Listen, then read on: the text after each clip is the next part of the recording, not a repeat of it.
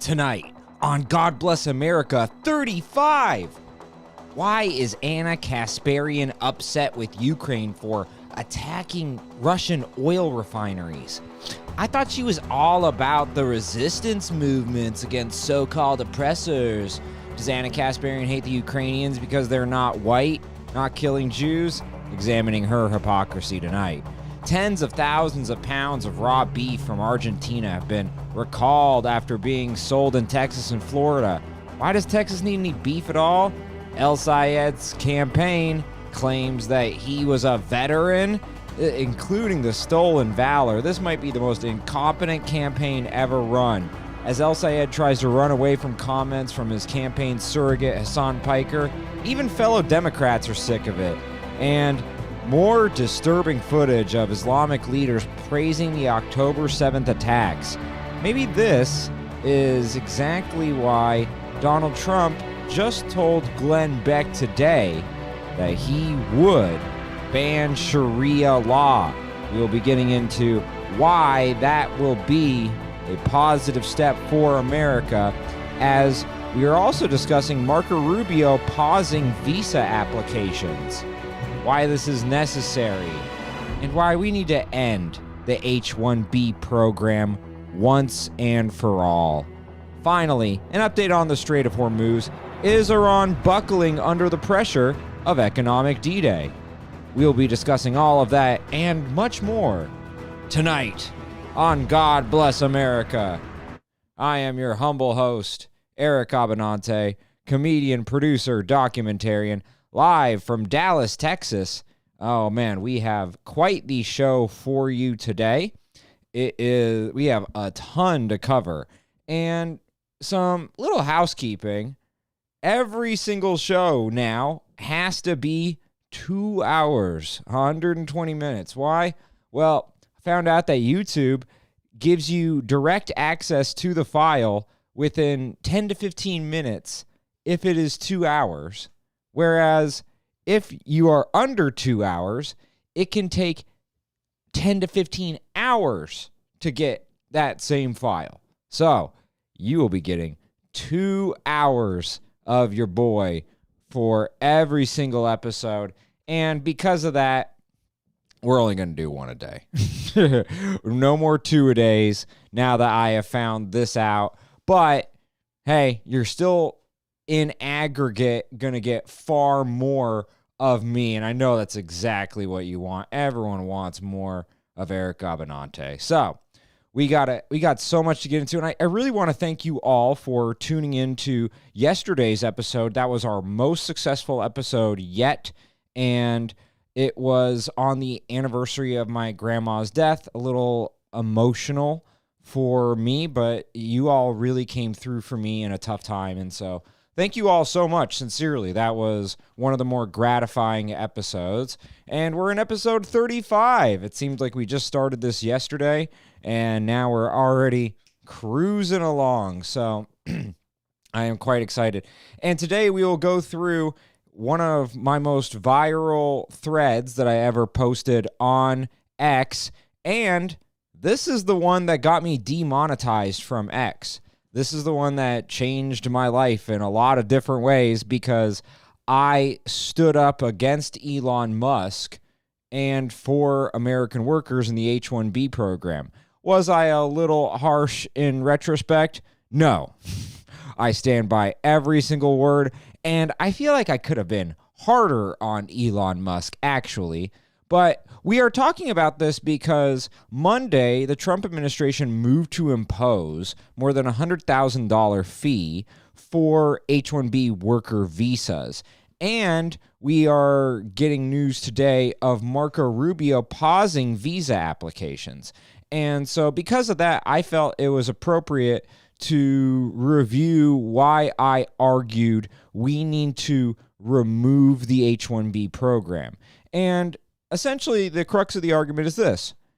We have focused, especially during the Trump administration, on illegal immigration and the impacts of illegal immigration. And yes, it is very easy to see why it has been quite positive for Donald Trump to truly slow the flow of immigration, if not stop it. We have definitely halted the flow of illegal immigrants, as many have talked about the osmotic pressure, where we are incentivizing the flow to come over and we are not doing anything to stop it.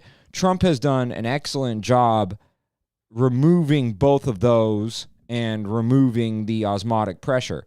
But in contrast, have we made legal immigration, have we incentivized legal immigrants to come over here and degrade the American system and devalue the American workforce? And unfortunately, have we made Americans train their own replacements? And I think at the end of this, you will see that all of those are unfortunately quite true, and why actually legal immigration might be more damaging to this country than illegal immigration.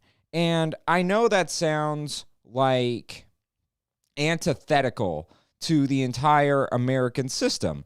We are a nation of immigrants. If you are not a Native American, and I am not, then you would be in the category of a legal immigrant at one point. But the argument is that during those times, we were not incentivizing legal immigrants to come over via the welfare state, and we were not undercutting Americans who currently had high-paying jobs by allowing essentially scabs to come over and break the union line.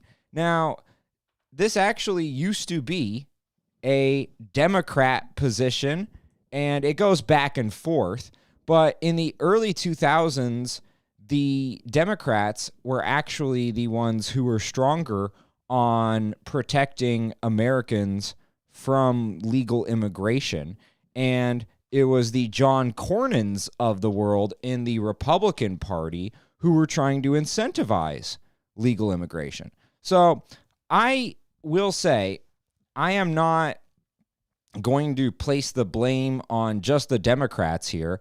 The Republicans have done their fair share to contribute to this problem, and you could separate it out and say, oh, those are the rhinos. That's the old establishment Republicans, and that is why MAGA and Trump were brought in. Well, the counter to that is they had 4 years in the first Trump administration, and I would dare say this was one of their great faults, was although they've been great on illegal immigration in both terms, on legal immigration, they have incentivized the downfall of many Americans and their jobs, as they were paying their dues, sacrificing so that they could get their payday. Well, guess what happened?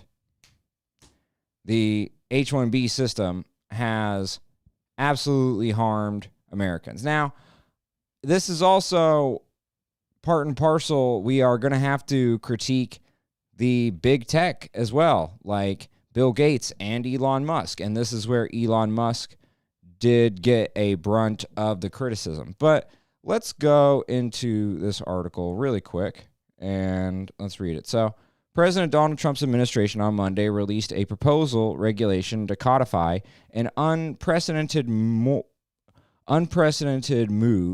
of more than $100,000 fee on new H-1B visas for highly skilled foreign workers that Trump first imposed last year, but has been blocked by the courts.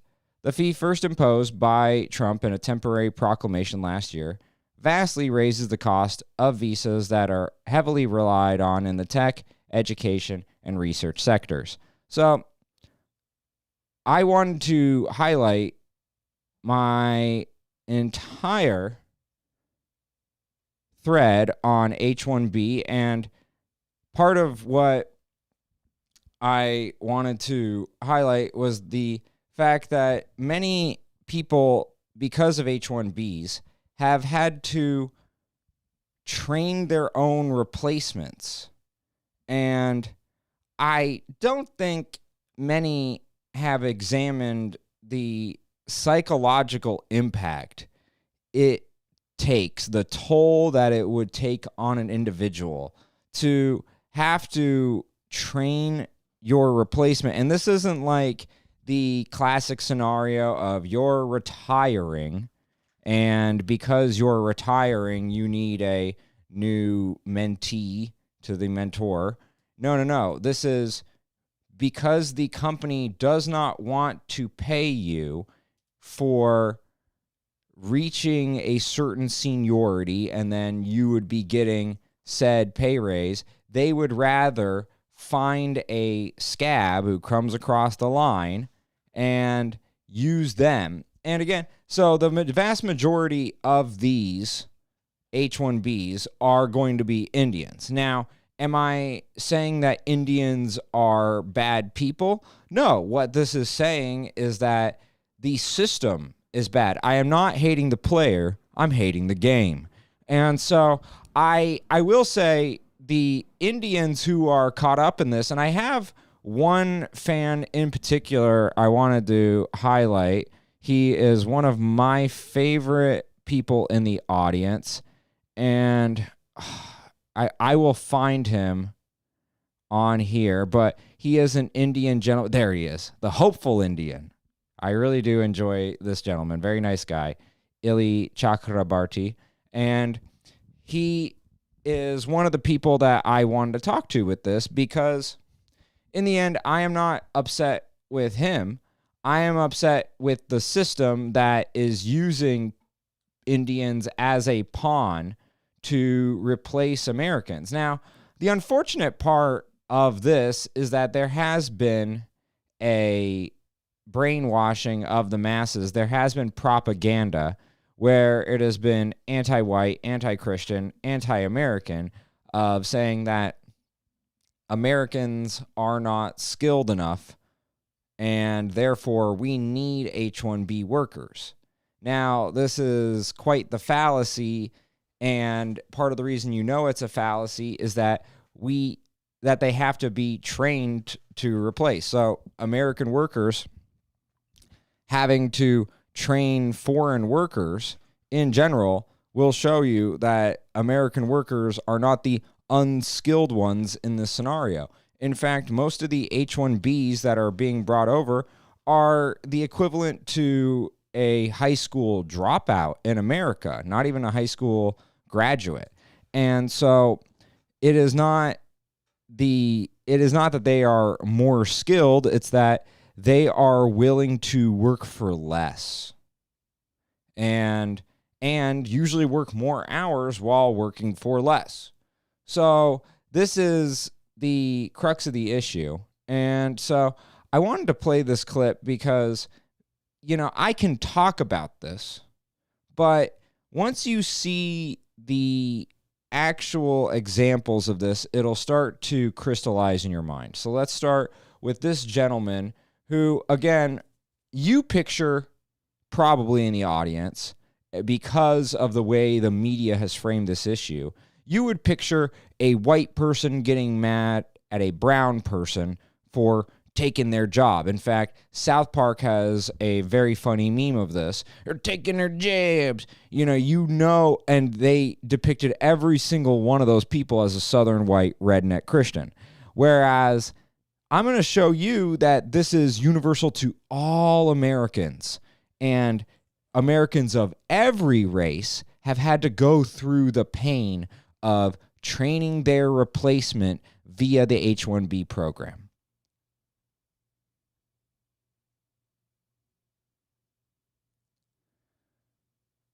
Oh no. Am I going through the issue that I went through that one time? I hope not. Let's just see if a refresh.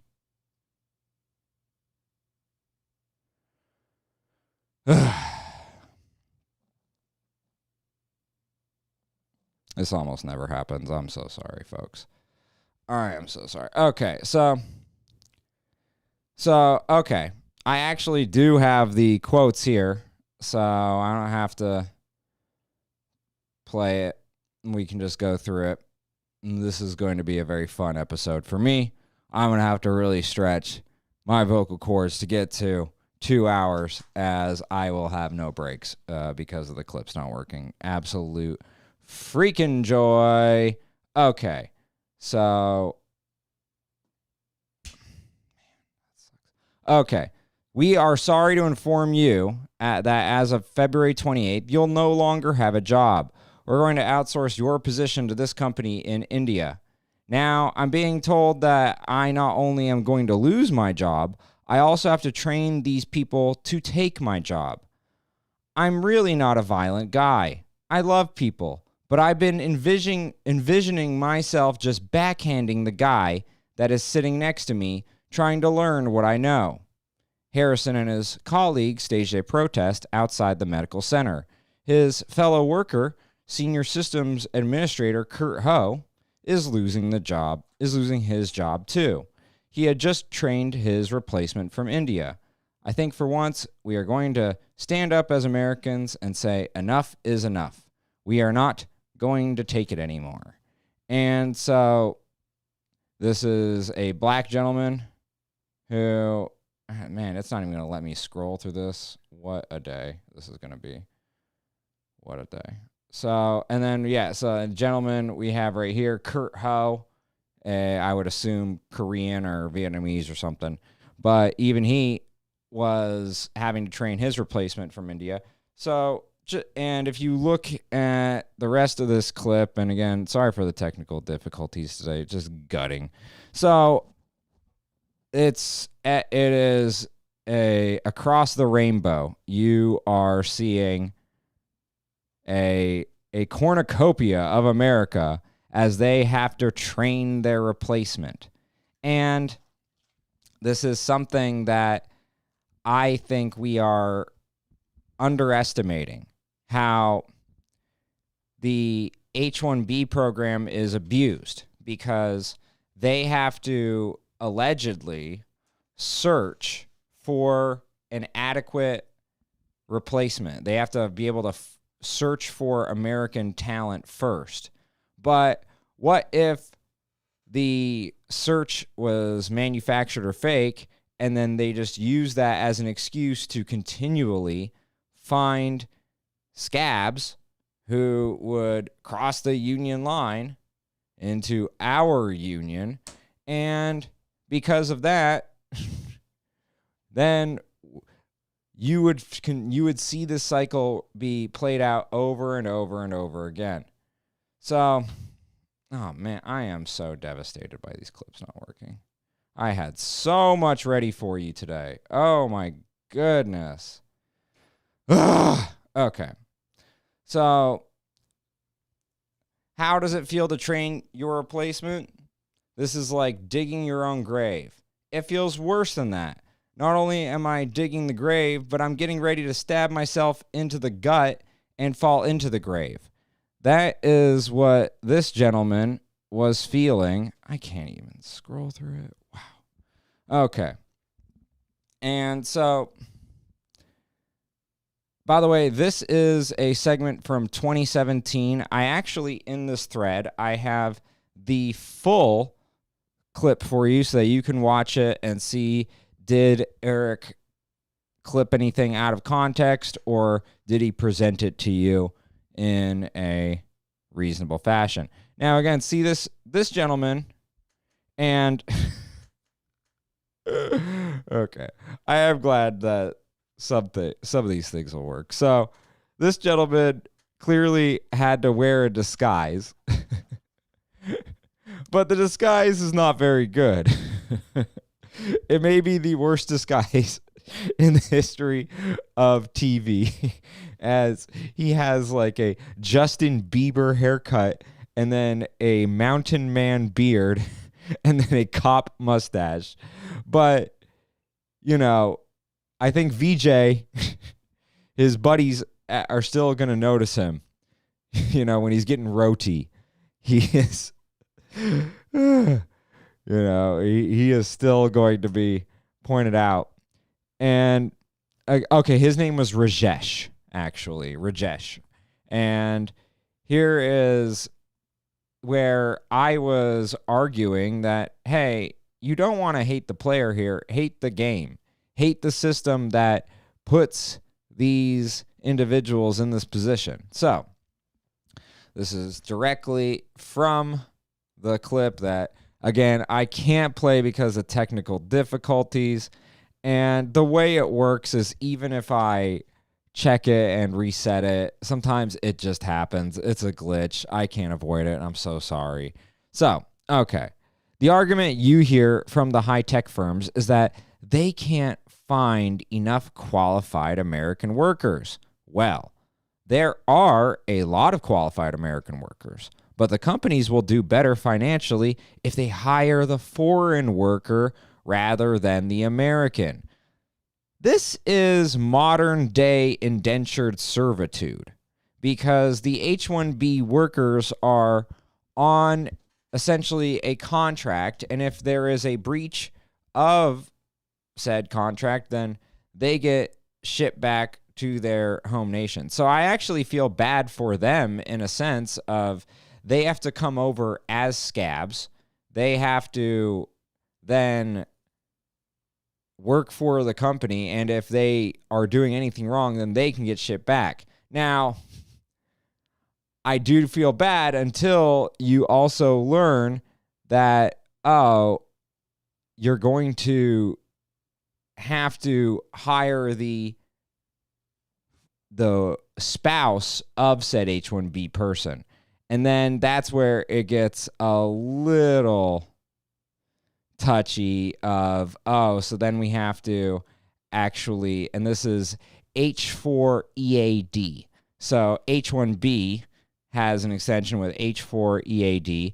And so legal immigrants also can be granted work authorization for their spouses as well. So, and we will get back into this in a sec, but just to prove that I'm not talking out my booty there, like there is a major issue with the H-1B program, and it just spreads and spreads. So let's go back to the original one. And, okay, so the argument you hear from high-tech workers is that they can't find enough qualified American workers. Well, there are a lot of qualified American workers. The American workers are just as skilled as you are, perhaps even more skilled. Then Rajesh acknowledges, yes, that's true, because they had to train Rajesh so that he could even do this job. But I believe a person like Rajesh actually is a good human being and was expressing the guilt that he had while taking over someone else's job. So again, this is not to attack Rajesh here. I don't think Rajesh is the bad guy.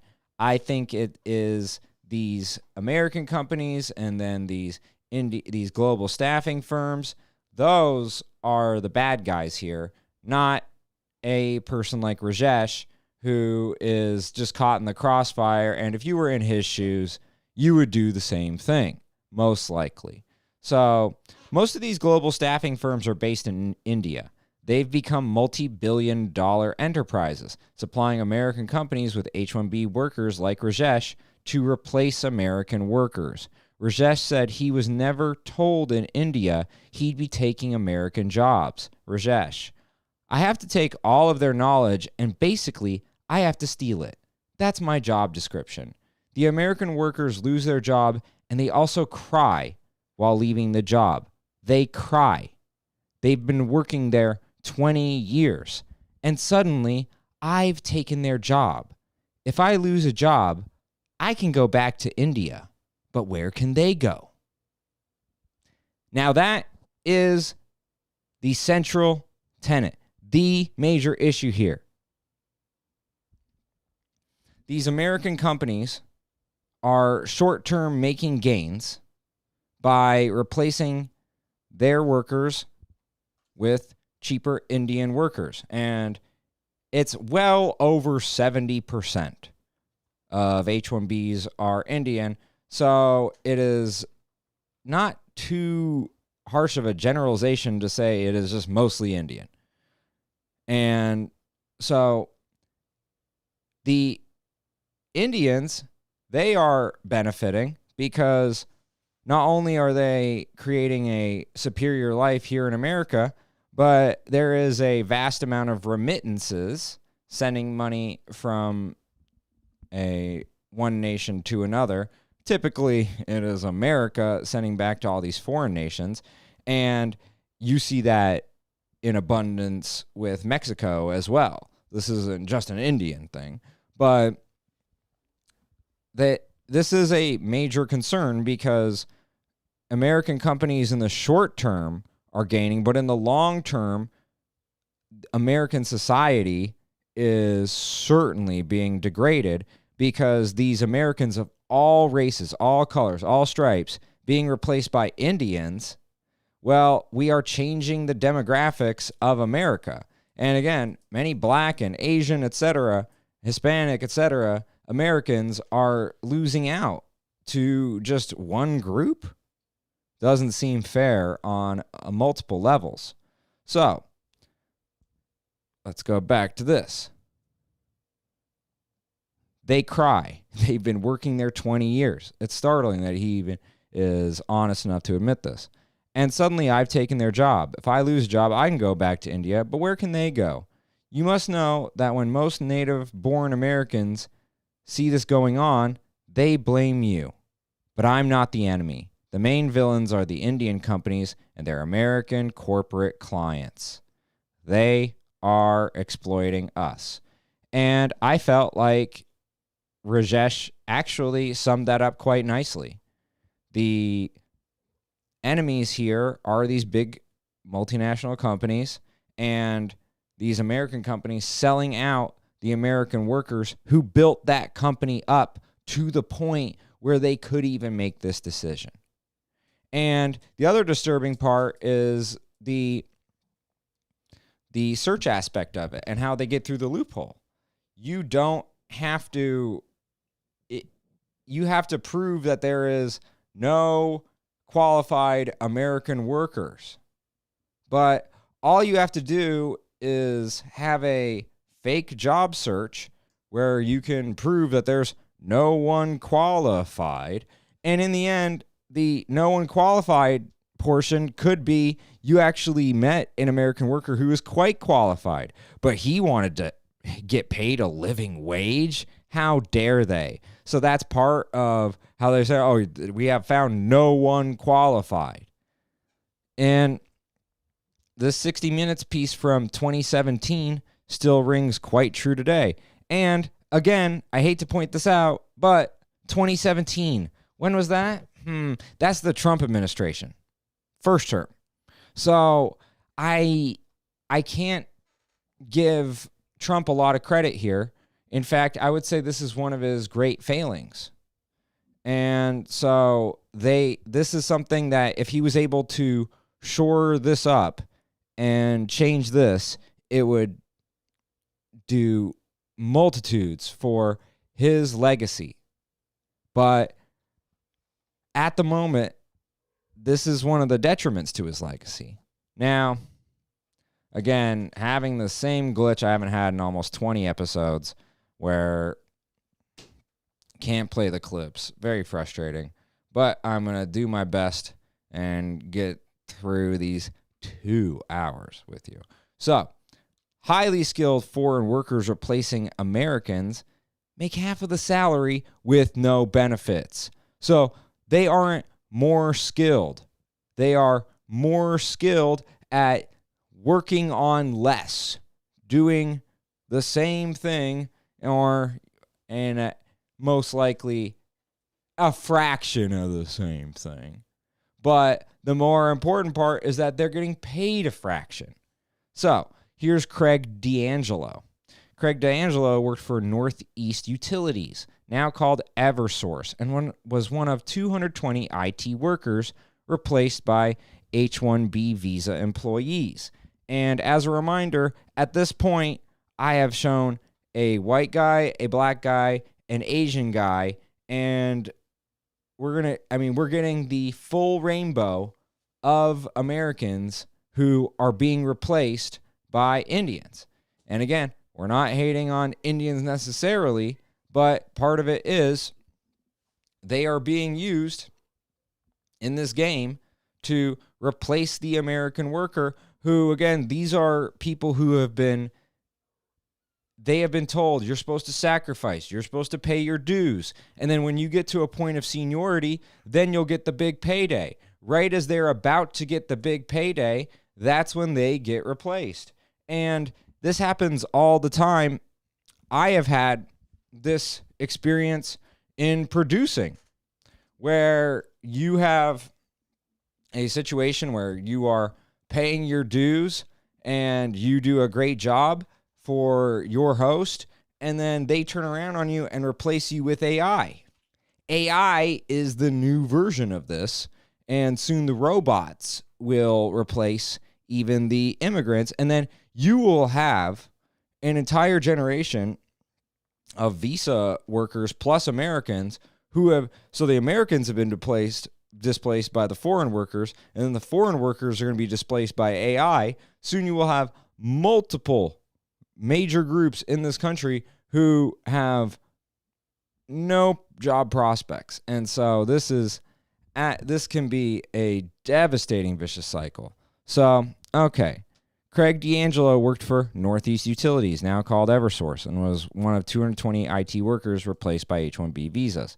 D'Angelo says his replacement, a worker from India, told him he was making half of D'Angelo's salary with no benefits. I mean, if you're the producer, if you are the head of the company, this sounds great. I get to have this sucker train the replacement, and the replacement will be half of the salary with no benefits. So in the end, that's less than half of the cost. Then that is, at this point, we're getting closer and closer to the slave wages again. It is funny because the argument for protecting illegals is even that illegal immigrants will get taken advantage of, and they will be working for a fraction of the salary.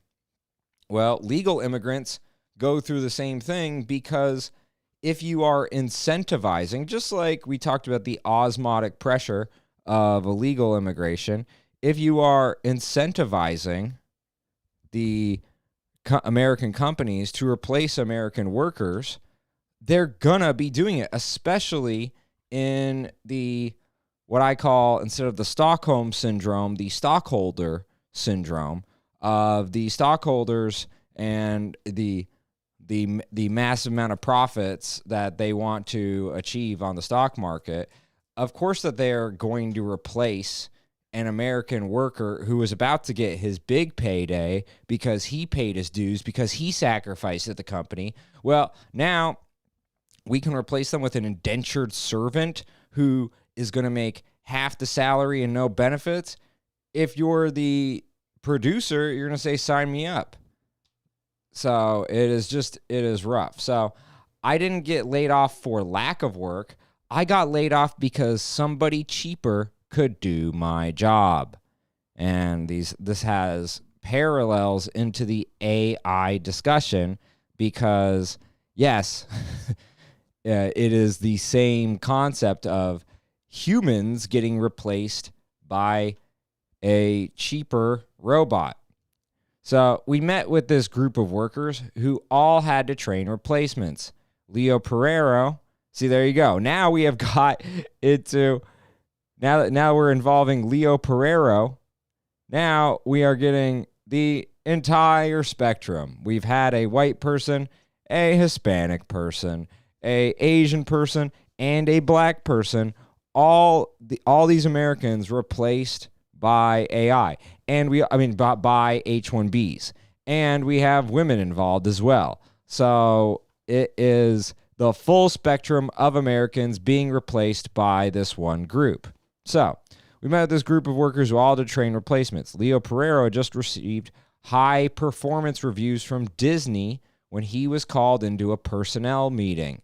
He expected a raise and promotion. And instead, I was given the news that in 90 days, my job was over and I had to train my replacement.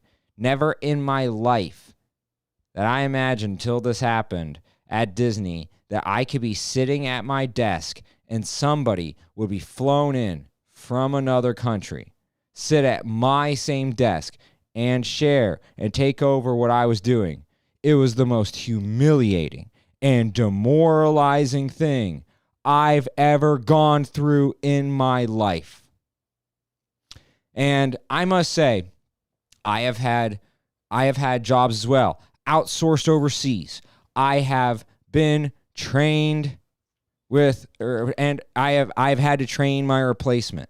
So this has been absolutely painful. And you know what? We got a chat. I love to see that. We got chat, and it is on our main story, and we will be getting to our feature after I roll through this H-1B thing. So we have a double feature today.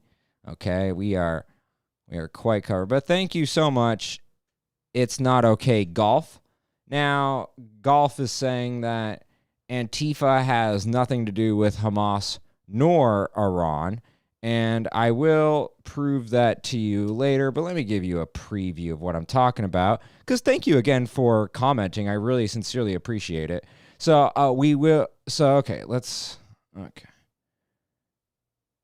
And even when people disagree with me, I appreciate all of you because you make me better. So thank you so much, and we will get into it. But this is what I'm talking about right here in terms of right here. The State Department reveals that Portland Antifa's connection to Hamas, Iran's IRGC, in sweeping terror action. A State Department memo obtained by Fox News Digital says Italy-based collective Autisticsi and Inventati, very interesting, provided encrypted chats, email, web hosting, video conferencing, and anonymity tools used by violent far-left groups and overseas terrorist organizations. Secretary of State Marco Rubio announcing sanctions against the collective as the Trump administration targets infrastructure it says supports violent far-left groups. The memo identifies Portland-based Rose City Antifa as a user of the collective services and says a media group used the network to disseminate information to Hamas, the IRGC, Hezbollah, and the PFLP. So, and I get what you're saying, and he brings up a good point. He's saying, I study the far left. I'm not a commie. I hate commies. Hey, we're bridging the gap here. I am with you on that. And what he is saying is they use a tech collective service, but not connected. No Blogs is where the violent, nihilist, extremist blog is hosted. And so I appreciate all of what you are all saying, and I love that we're getting multiple chats in here. I have never had 3 separate before. I mean, we're working up to it, so thank you. And I'll leave this up here, because why not? I don't think it'd be a big deal to leave it up. Okay, so thank you, It's Not Okay Golf, Hans Sexington, good name, and The Great Otis, okay? I used to have a account called The Great Eddie. People thought it was The Great Teddy. And it was just because I couldn't fit anything else in there. So thank you all for commenting. And so we will talk about the Antifa IRGC story. I want to get back into the H-1B thing because this is the second feature of the double feature. But I did want to get back into this. And again, we're going through a technical difficulty situation where I had all these clips prepared and none of them are playing at the moment. Very, very frustrating for your boy. So I apologize about that. But okay, we're going over the H-1B program, and this was a viral thread that I did that ended up actually getting me demonetized because I was going after Elon Musk. So again, thank you all, and we'll get into the Antifa stuff. I just don't want to interrupt the H-1B stuff that I was doing. But again, thank you all so much. This is really cool. very gratifying after the rough couple days I've had. So never in my life that I imagined this would happen. This is the most humiliating, demoralizing thing I've ever gone through in my life. So that is the H-1B program. And okay, and thank you. It's not okay, golf. Yeah, I mean, even when we have disagreements on this, I still appreciate all of you coming in and providing your input. The show is so much better this way. And again, really thank you. This is I got a real pep in my step because of you guys. So thank you so much. So continuing with Craig D'Angelo. Oh, no, actually, right here. So now, if you remember, at one point, Trump was attacking the H-1B program. It fit perfectly with Mr. Trump's message and tapped into America's simmering anger at the corporate and political status quo. Can you believe that? You get laid off and then they won't give you your severance pay unless you train the people that are replacing you. I mean, that's actually demeaning, maybe more than anything else. Now, he agreed with the concept of it, but now he actually following through on that? I would say I'm not sure on that one. I really would have to give him a very low grade. But because of the $100,000 fee that was being imposed on certain companies, I would say it's a step in the right direction, but I would like the whole program halted. Okay, so even 60 Minutes was skeptical. And okay, so the great Otis says, no one cares about the H-1B bullshit. And I will say I quite disagree with this because in the end, this is one of the major issues. We have halted illegal immigration, but because of this legal immigration issue, we are still seeing the same pervasive issues, if not worse, because the illegal immigrants, they're usually coming in at the bottom of the ladder. They are actually typically taking jobs that you would describe as bottom of the totem pole, the jobs that Americans don't want to do. This legal immigration, these are actually great paying jobs, 6-figure and above, where companies are finding scabs, essentially, that can come across the union line and they will get paid less than half of what the American worker is getting paid. So a lot of these workers who have paid their dues, they have sacrificed, they have done everything right. Well, because we are incentivizing the wrong things with legal immigration, now these Americans are being punished. And so one of the canards is that the notion that these are more highly skilled workers than American workers, but in reality, they're just going to be easier. It's if you're paying them less than half plus no benefits, of course, that's what they're going to choose. It's not more highly skilled. They're more highly skilled at getting paid less. So you really believe that the Indian workers are better educated, better skilled, and have the skills that American workers do not have? No. I am not saying that. All the respect to the U.S. worker. So why are they getting the jobs and the Americans are losing them? Why are they not being done by American workers? Well, I think you have to ask with the companies who are taking those decisions, because it's cheaper. And I will say the amount of displacement, you see it all over. Let me give you another one. This is a tech professional displaced by tech companies only hiring foreign workers and became a lawyer to file a class action lawsuit against the tech giants. I do like that comment, Hans Sexington. I'm not sure I can read that on YouTube. It's the H1 visa. Yes, very good. I do think that's actually funny. But, and again, I don't even blame the Indian workers. if I was in their shoes, I would do the same thing. And we showed earlier an Indian American who was saying, hey, I feel guilty because these Americans are crying as I'm taking their job. My job is to steal their knowledge. So I got to say, it is just, and thank you so much, the great Otis, saying you're going to subscribe to give me a chance. Thank you so much. I truly appreciate that. It was not an easy week for me, and you guys are making this a really wonderful upstart to the week. Thank you so much. So, and this used to be a clipping channel for Bill Maher, and then they changed the rules on being able to show clips like that. So now it's just for me. So, okay. John Miano, if we eliminated the per country quotas, we'll have replaced our diversity system of immigration with an India first system. Narrator, John Miano was a computer scientist for 18 years until he says he started losing job opportunities to foreign workers. Now, it's not okay. Golf just said that he followed me. I will follow all of you back. So make shit not suck. Just followed you. Hans Figgleworth just followed you. If you follow me during this, I will follow you back on X. Absolutely. And thank you all so much. You guys are. We got a special crew today watching the show. This is truly gratifying for me. My goodness. Thank you so much, guys. Like, I really appreciate all of you. And Hans Sexington, I believe I got you back. I believe I did. Let me see.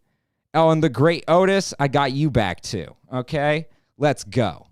I made 3 new friends today. Very cool. Very cool. This is America, baby. God bless America. So, let's get back to it. So that's a job where the employer specified they're looking for foreign workers. Narrator. Now, he's suing the Department of Homeland Security on behalf of laid off employees at Southern California Edison. He says they join a long list of IT workers at institutions like Disney, USCF, Abbott Labs, who were all replaced by foreign H-1Bs. Miano says his clients now face even more competition from their spouses. John Miano, it doesn't make any sense to bring in people to fill so-called jobs where Americans aren't available and then allow the spouses to work with no restrictions at all. So yes, not only are you going to bring in an H-1B, but now you're going to have to bring in an H-4 EAD. So now we're getting to the point where you're going to replace one American worker who probably was that job, because it was 6 figures, was enough to not only sustain him, but sustain a whole family where the wife didn't have to work. And now you're replacing them with an H-1B worker, and then his wife is going to get a job as well.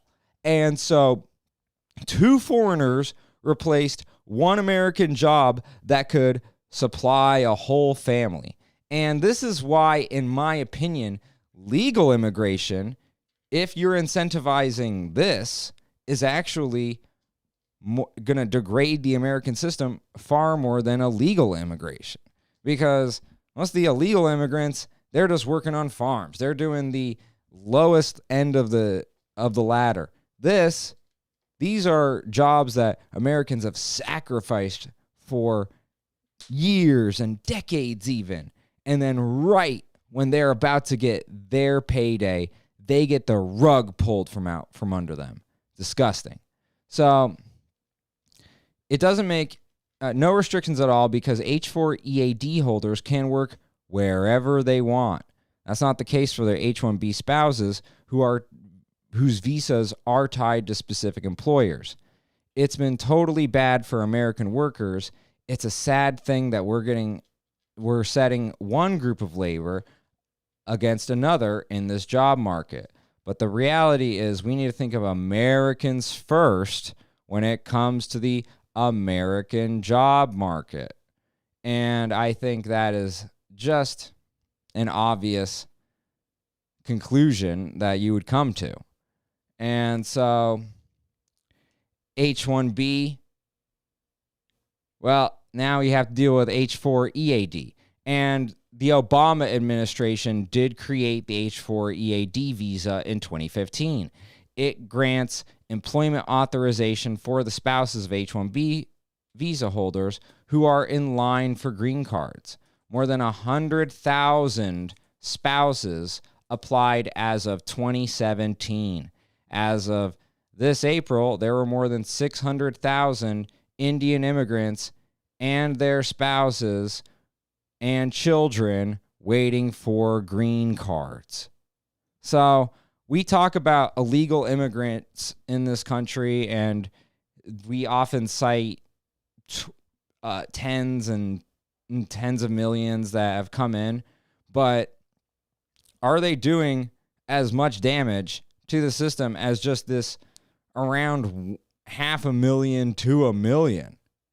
And because think about, those are 600,000 jobs who are being taken out. And yes, Hans Sexington, you're starting to realize this.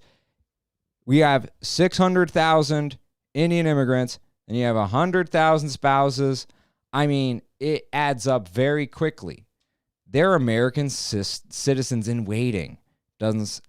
It doesn't. Now, she was saying it doesn't serve our country to prevent them from contributing.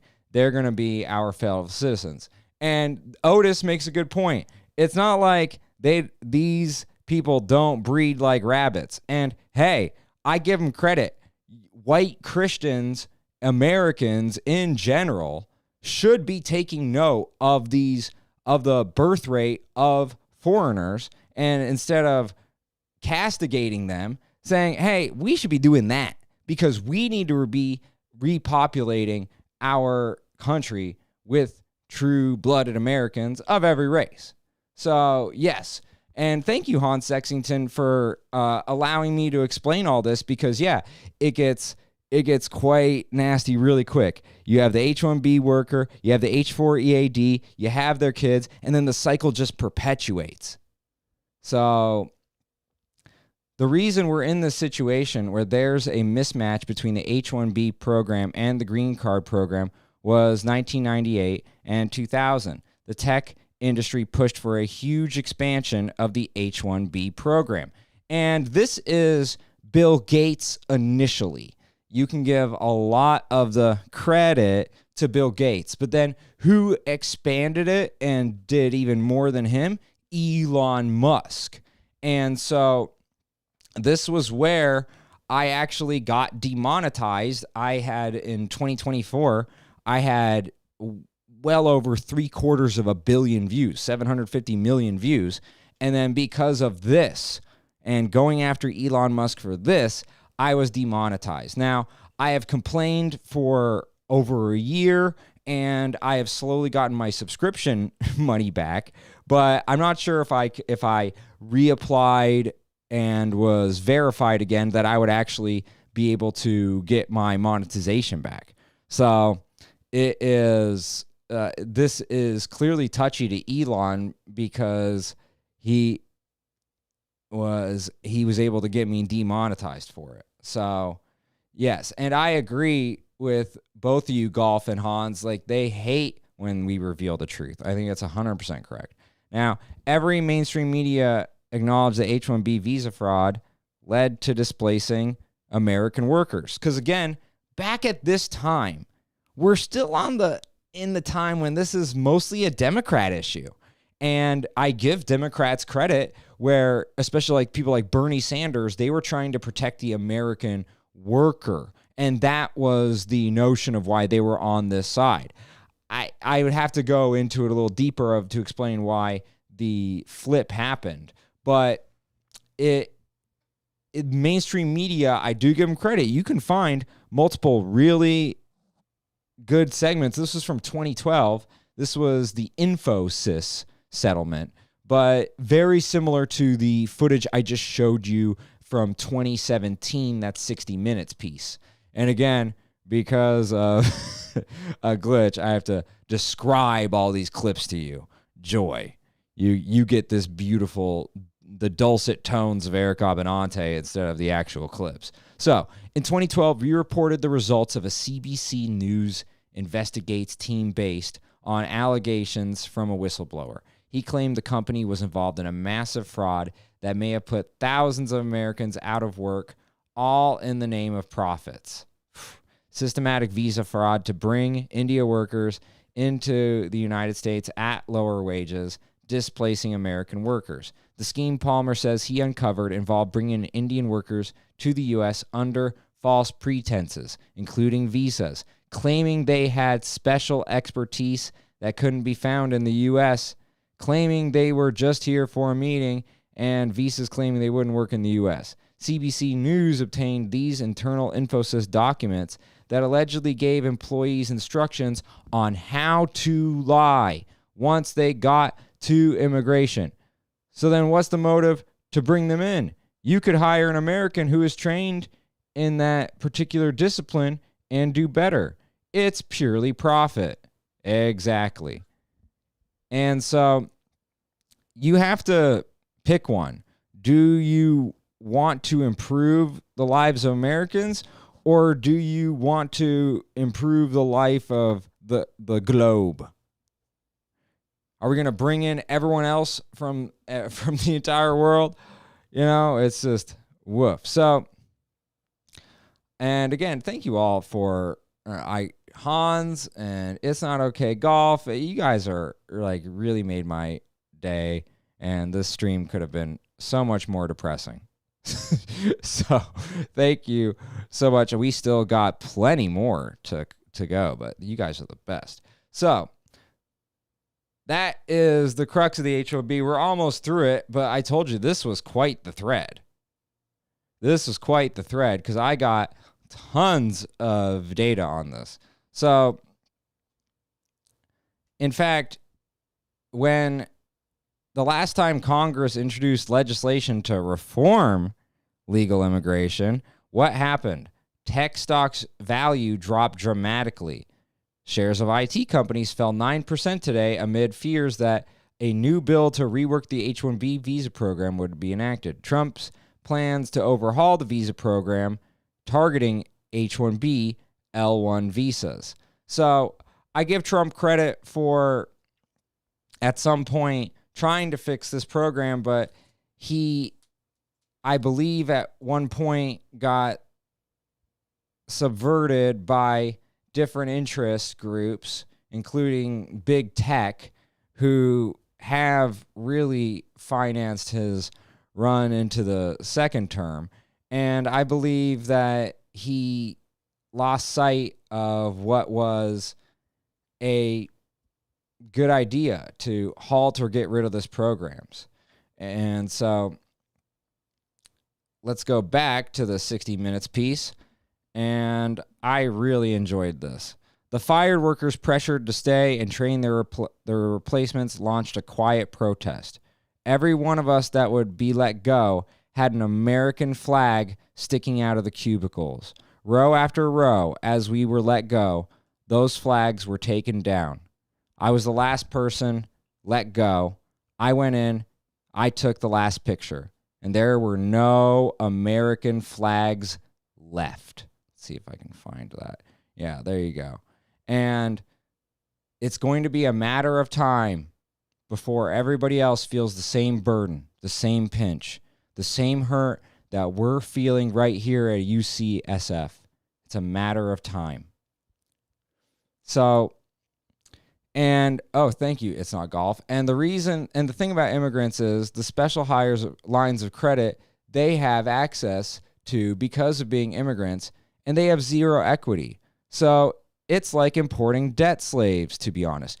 Exactly. This is why I mentioned the phrase indentured servitude, because they have to come in at a discounted rate, and these companies have them over the barrel of a gun. Like, we can send you back at any time. So if you are compassionate, if you are on the left, you would actually care about these H-1B workers getting put in this position. And I agree, Hans, a big W from golf. Thank you for the contribution. And guess what? The H-1B visa fraud extends to schools and taking jobs from American teachers. And this is an interesting example and shows you it is not just India. There are other countries involved.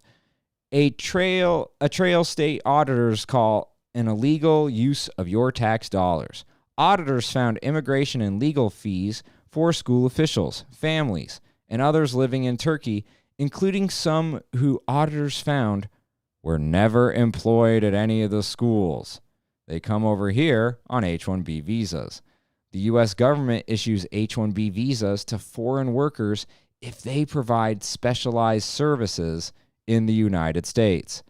But in August of 2008, the U.S. Labor Department opened an investigation into H-1B visas associated with this. In 2008, 2009, immigration records show at least 53 H-1B visas were issued to Horizon schools, a practice raising concern among a union representing Ohio teachers. We know that Ohioans need jobs. Why would my tax dollars be paying foreign nationals to come when we have fully qualified, fully competent, Ohio-certified and licensed teachers to fulfill those obligations?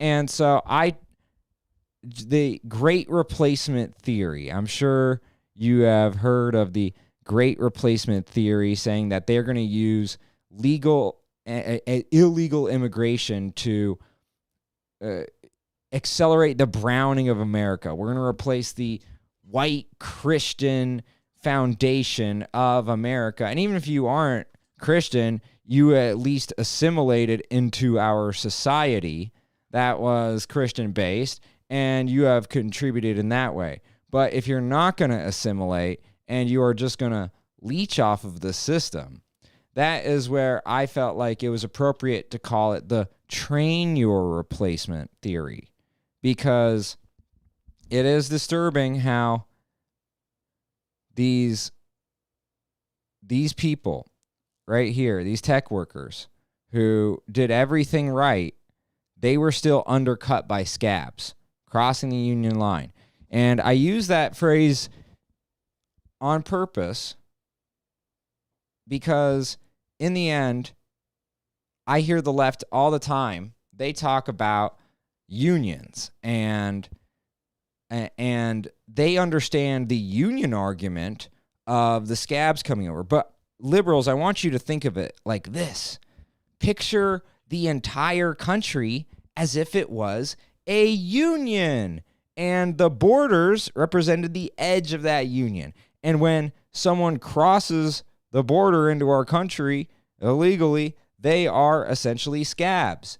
And so why would you understand the union argument but not understand it more broadly and universally when applied to America? So I would hope that the leftists, and I have many in my family who I love, you have compassion for those in that situation. Why wouldn't you have compassion for the entire country going through a microcosm of that argument? And so I feel like I have found my people tonight. This is, I would say for sure, already the most successful stream yet, because of people like you, Golf, and you, Hans, and Otis. I mean, I already have 3 buddies tonight because of this, and thank you all so much for this. And okay, well, let's get into I think this is the last clip of the H-1B stuff, and then we'll get into the other topics. But wow, we covered this for an hour. I nailed this one. So it's been found that the H-1B program is now being abused. There has been a sharp increase in fraudulent efforts. The U.S. Immigration Agency has raised serious concerns about the H-1B visa lottery system. According to authorities, some companies are manipulating the system to gain an unfair advantage. There are applicants whose names have been submitted by multiple companies, and that artificially boosts their chances of winning a visa. It's been found that there were 780,000 applicants for H-1B visas in this year's computer-generated lottery, 61% more than last year. This doesn't look organic. Now, I want to review this paragraph because I think it's one of the more important paragraphs that we have gone over. They have a lottery system, and they are trying to artificially boost their chances of winning the visa.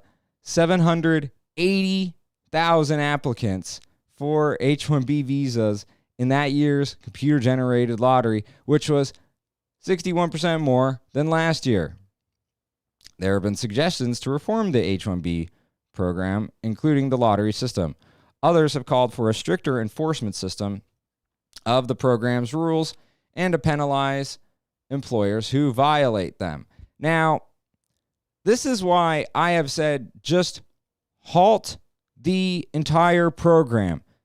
Make sure it ceases to exist, because the entire program exists for American companies to abuse it, to seek out any loophole to gain an advantage over their other competitors by hiring a cheaper replacement so that they can increase their profit margins.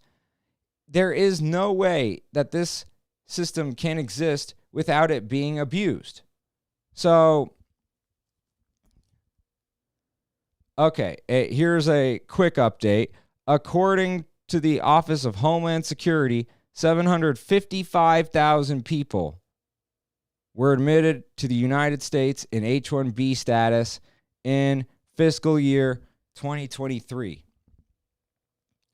In 2017, if you recall, just from earlier, we were looking at numbers of around 600,000. Let me see if I can find it. And it already exploded to you're getting 700,000 in 1 year alone. This is a problem that gets exacerbated over and over. It is only getting worse, exponentially worse. And can't seem to find that figure, but it is part and parcel to the point I'm making of, in the end, we've seen this explode. We've seen this. There we go.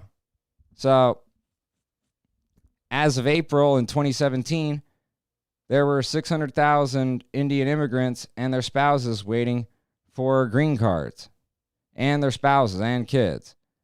But in 2023 alone, you had over 755,000 people. So, I appreciate the Trump administration saying that we're going to impose a more than $100,000 fee. And, this will have quite the effect. What would have a bigger effect is if you just destroyed the program entirely. And I don't want him continuing to allow loopholes that can get used and abused. It almost feels like he's on the side of the H-1Bs. And so I would hope that he changes course on this. And I feel like no one else is going to give you that thorough of a breakdown on this topic. So thank you all. And let's read Not Okay Golf. Liberals are capitalists, actually, which means supporting private property. Progressives are also capitalists still. Reformist socialists and revolutionary communists are the ones who oppose borders. I agree. Absolutely. And Reagan, you are not late. It's just like what they say here in Texas. I got here as soon as I could, okay?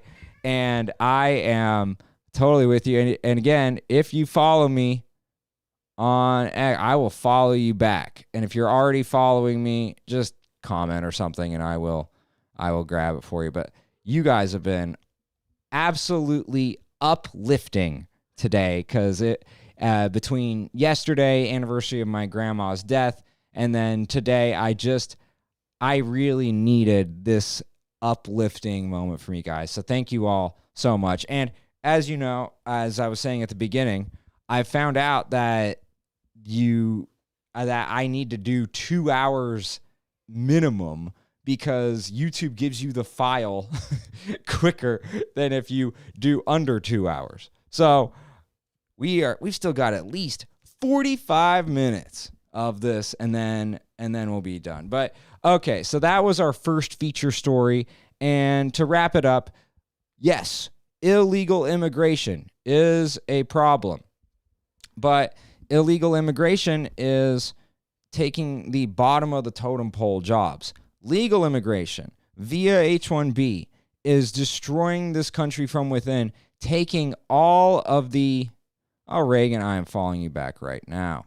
So it is taking jobs that could supply an entire family, $100,000 jobs. These are jobs that people have been sacrificing for paying their dues at this company for 10, 20 years. And then the day that they're supposed to hit their big payday, the day that they're supposed to finally have all those sacrifices get paid off, well, guess what? Then that's when they get replaced by someone who is making less than half of them without the benefits. So, of course, the company is going to choose them. And then on top of that, it's not just an H-1B. You have to worry about the H-4 EAD program where their spouse gets a job with no restrictions. And then you have to worry about the kids getting green cards. So it is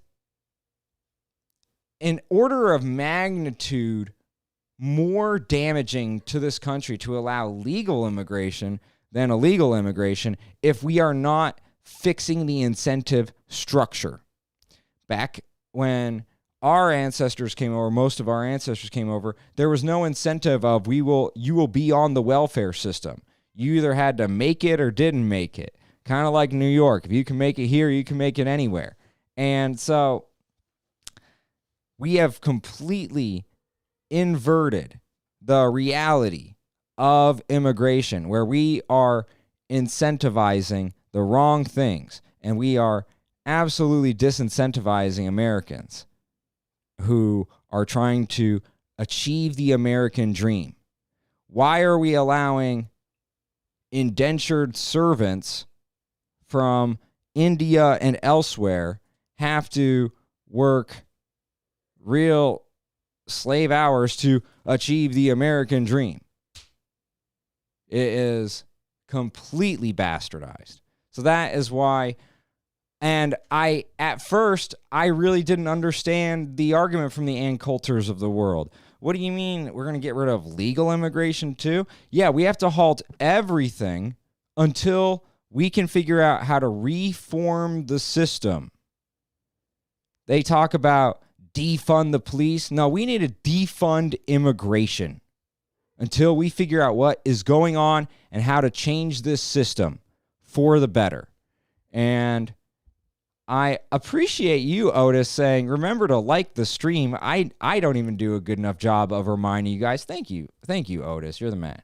So, okay. Wow. So that was fun. We got through a lot just on that one topic. Now, all of you came in because of this. You were talking about Antifa and the connection to it. So let's go through this article. Read more below, and then you click on that. Where is it? There it is. Okay. Exclusive from Fox News. The State Department reveals that Portland Antifa has a connection to Hamas, Iran's IRGC, in sweeping terrorist action. There's no way I'm going to be able to say that tonight. Autistic. I'm turning into an autistic person trying to say autistic and inventati. Autistic, inventati. Okay, so exclusive. A State Department memo reveals that an international technology collective, now under U.S. global terrorism designation, provides services to overseas terrorist groups and violent far-left agitators causing chaos in American cities, according to a copy obtained by Fox News Digital. Far-left terrorism poses a profound threat to the United States and the broader West, Secretary of State Marco Rubio said in a statement to Fox News Digital. And guys, so the clips, I can't play the clips to give me a little break. I'm going to have to take a little drink really quick. Today, the United States sanctioned Autistici and Inventati, a major far-left tech collective whose services are used by the most active and violent Antifa cells in the United States and across the world. Autistici Inventati, called the AI Collective. That's much easier. You know what? I'm going to do that too. I'm going to also call them the AI Collective.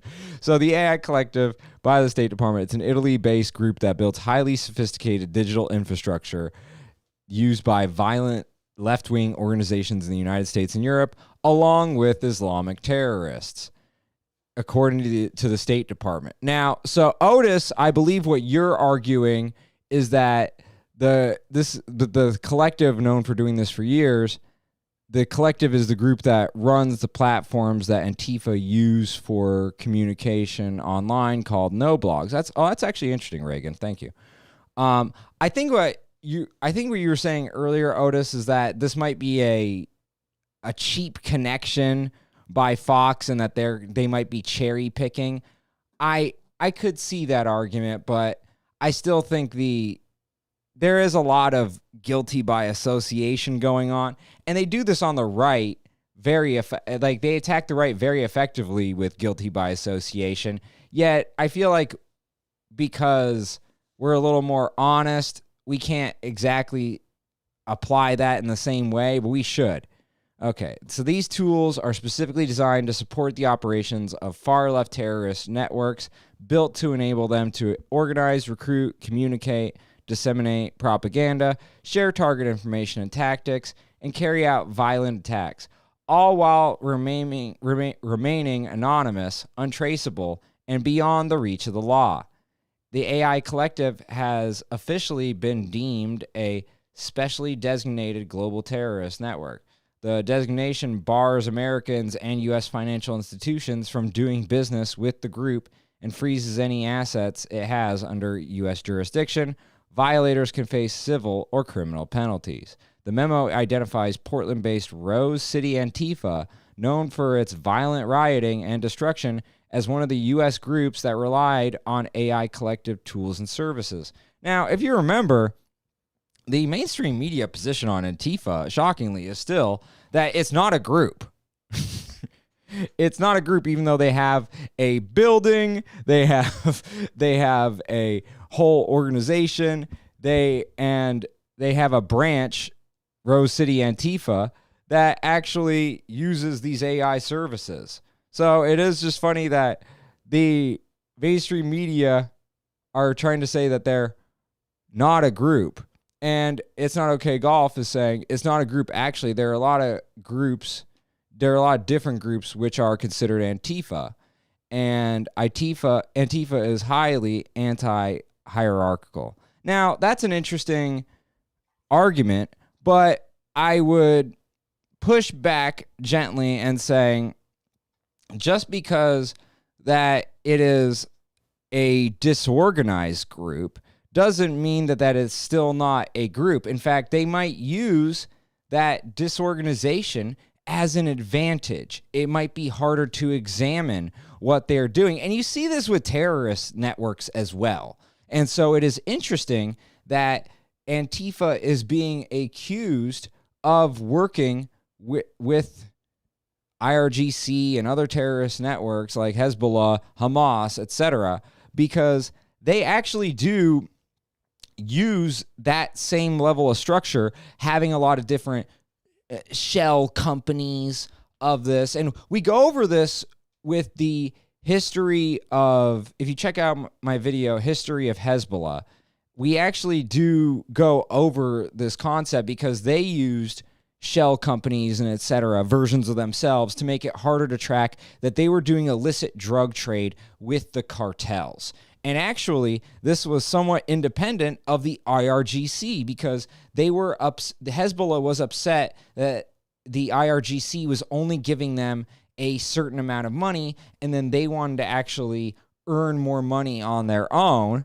And so you got to be proud of your little terrorist organization. You know, they flew out of the nest and they were doing their own illicit criminal activities, and they were able to support themselves, and they pulled themselves up by their bootstraps. You know, saying a little tongue in cheek, but I will say it is an example of what I'm saying is they might use that lack of organization as an advantage so that it is harder to go in and figure out what they're actually doing. Now, because of that, I have a lot of comments to get back into. So it's not okay golf. Like, for example, Bashback is a queer Marxist group which are considered Antifa as an adjective, not a noun. Reagan says, think of it like a bunch of dispersed, decentralized cells all over with different names. Not always Antifa in the name. Sometimes they call it an info shop, for an example. It's Not Okay Golf says, Crime Think is the publishing wing of Antifa. Reagan says, they are in favor of organizing horizontally because they don't want to abide with a hierarchical structure. It helps them stay disconnected from formal and rigid structures that are easy to locate. And good reference, It's Not Okay Golf. I will say this does sound pretty similar to what I was saying about Hezbollah. And in the end, it was advantageous for them to set up this illicit drug trade without the express knowledge of the IRGC, because then, for instance, when they're negotiating for more money with the IRGC, they don't have to mention, oh, we're getting nearly $1 billion a year through illicit drug trade with the cartels in South and Central America. And so the punchline to all that, which is crazy, is Hezbollah actually was being investigated by our DEA. They had them by the balls. It's called Project Cassandra. And then during the Obama administration, part of the JCPOA was negotiating away all the work that Project Cassandra did on Hezbollah and allowing Hezbollah to continue to do that illicit drug trade in exchange for the denuclearization of Iran, even though they didn't really denuclearize that much, clearly, because we're back in the position that we're in. So all I'm saying with Antifa is that I do believe that they are disorganized, and that's not a bug, but a feature, right? That is actually how they want to set up, because it is harder to examine what they are doing. So let's continue. But again, great context from Reagan. It's Not Okay Golf. Rose City Antifa is listed in the memo alongside a media organization, State Department, that uses AI collective tools to disseminate information to the Popular Front for the Liberation of Palestine, which is proliferating inside the United States, Hamas, the Islamic Revolutionary Guard Corps, Hezbollah, and others.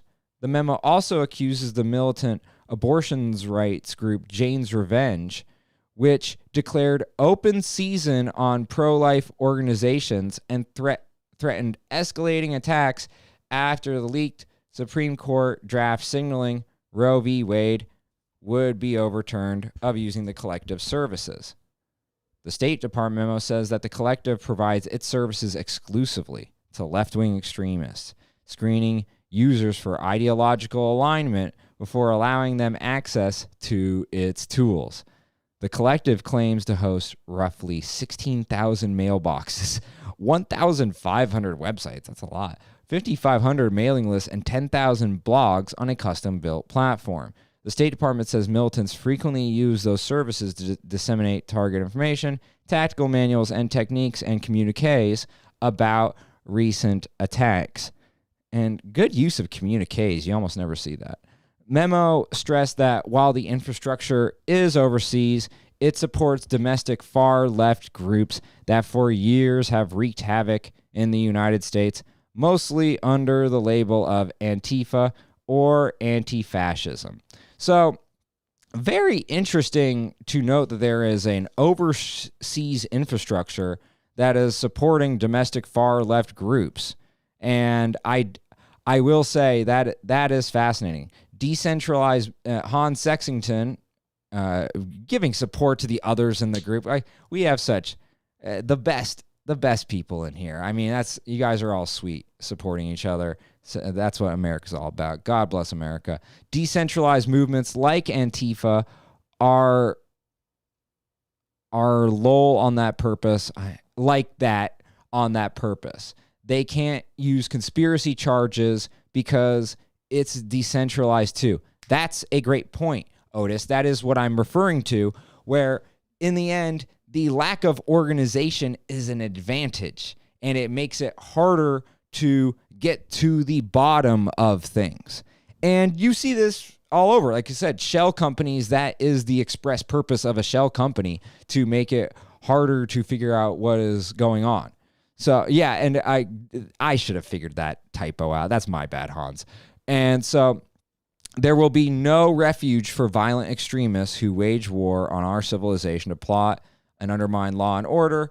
And I must say, when you go back up here and we're talking about how these left-wing organizations are getting support from overseas, it does ring true to me, because a lot of this has seemed inorganic. And we have covered some of this inorganic movement in that Turkey was involved in this massive influencing campaign.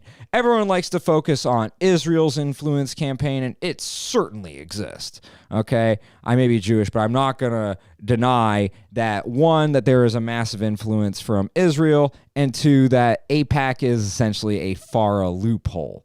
They don't have to register as foreign agents, but in the end, it is certainly a loophole. But I do think if you're just focusing on Israel only, you're going to miss out on all the other foreign lobbying that occurs. And so one of the stories that was very interesting was Turkey was paying certain people, Code Pink, which is more of like a leftist organization. Then you have Mehdi Hassan and Zateo, certainly very leftist there. And then Tucker Carlson on the right. They were all being accused of being part of an influence campaign. Now, with Tucker Carlson, to be fair, it was Neil Patel, basically a high up within the Tucker Carlson network. So it wasn't Tucker Carlson himself per se, but that is an example of the far-reaching influence of just this one Turkish campaign. And this is another example of how you're seeing left-wing and certain right-wing groups being funded by overseas. So golf being funded via mutual aid is what makes them difficult to shut down. Boom. There's no one to hit with RICO charges because of the nature of the tens of thousands of small donations. Bingo. So actually, when you listen to the far left groups as Reagan, what you actually find out is that it is pretty much organic. They utilize a concept called mutual aid where everyone takes care of each other. They do not want the state involved whatsoever, so they fund themselves. They all give a little, like passing the collective plate at a church, or like the $5 at the door of a concert. Love that analogy. That is excellent. And it does actually remind me of something that we were going to cover later in the program, which is the fact that you are seeing an alignment of certain interest groups that you'd be confused. How do Abdul El Sayed, super far left DSA, Democrat Socialists of America, and then Dan Bilzerian, what do they have in common? Well, they have multiple donors who actually gave to that campaign. And so the foreign interest group at that point is just the anti-Israel movement. But I do find it funny that you see this all the time of these. It may be organic in a way, but there's this convergence of the interests I do find funny. And then, I love this from golf. We often go undercover with Dr. Carolyn Borisenko to watch leftist organization meetings like FRSO, Firebrand Collective, Denver Communist, Haymarket Books, DSA, Sunrise Movement, and many, many more. Oh, I love that. And yeah, we've been covering the DSA very, very much so on this show. And I will say the political football of it all, I actually am rooting for the DSA in a sense because they are harming the Democrat Party long term. And I am enjoying the chaos that they are sowing. But ultimately, I don't want them to completely take over the Democrat Party because that would actually be bad for the country overall. But yeah, very, very good info tonight. And so let's get through the second feature here. We're doing really good with this. Okay. And yeah, I feel like we made a bunch of new friends tonight, and I'm in this little collective of Reagan, Hans, Golf, and Otis. We were all meant to be friends. So this is really cool. And thank you all for making this quite a day. So there will be no refuge for violent extremists who wage war on our civilization and plot to undermine law and order, destroy critical infrastructure, assault political opponents, or conspire to conceal their crimes from authorities. Rubio said, we will use all the tools and authorities at our disposal to fight terrorism and protect our way of life from terrorist coercion. The memo cites several examples of violent or terrorist activity that the State Department says was facilitated through AI collective technology.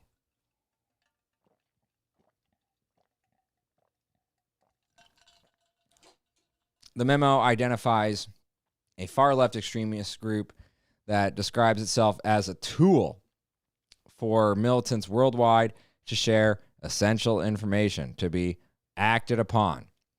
According to the state, the group relies on AI collective services to publish official communiques and calls to action for U.S. designated terrorist organizations. Memo says Rose City Antifa relied on AI collective tools and services to organize and incite violent and criminal acts, including disseminating an online flyer urging supporters to use laser pointers against U.S. Custom and Border Protection helicopters. Now, part of the reason this rings true is you've been watching these Antifa rallies, etc., and I have always wondered this, like, do these people have jobs? Sincerely. How do they do this? You and I have to pay for things and to support our family, and we can't just be going around to these stupid, we're going to block the street type protests all day. I had always wondered, how do they finance themselves? And so we're learning that there is a foreign element. And this makes a lot of sense. If you are, for instance, the IRGC, why wouldn't you fund these groups that foment discord among Americana?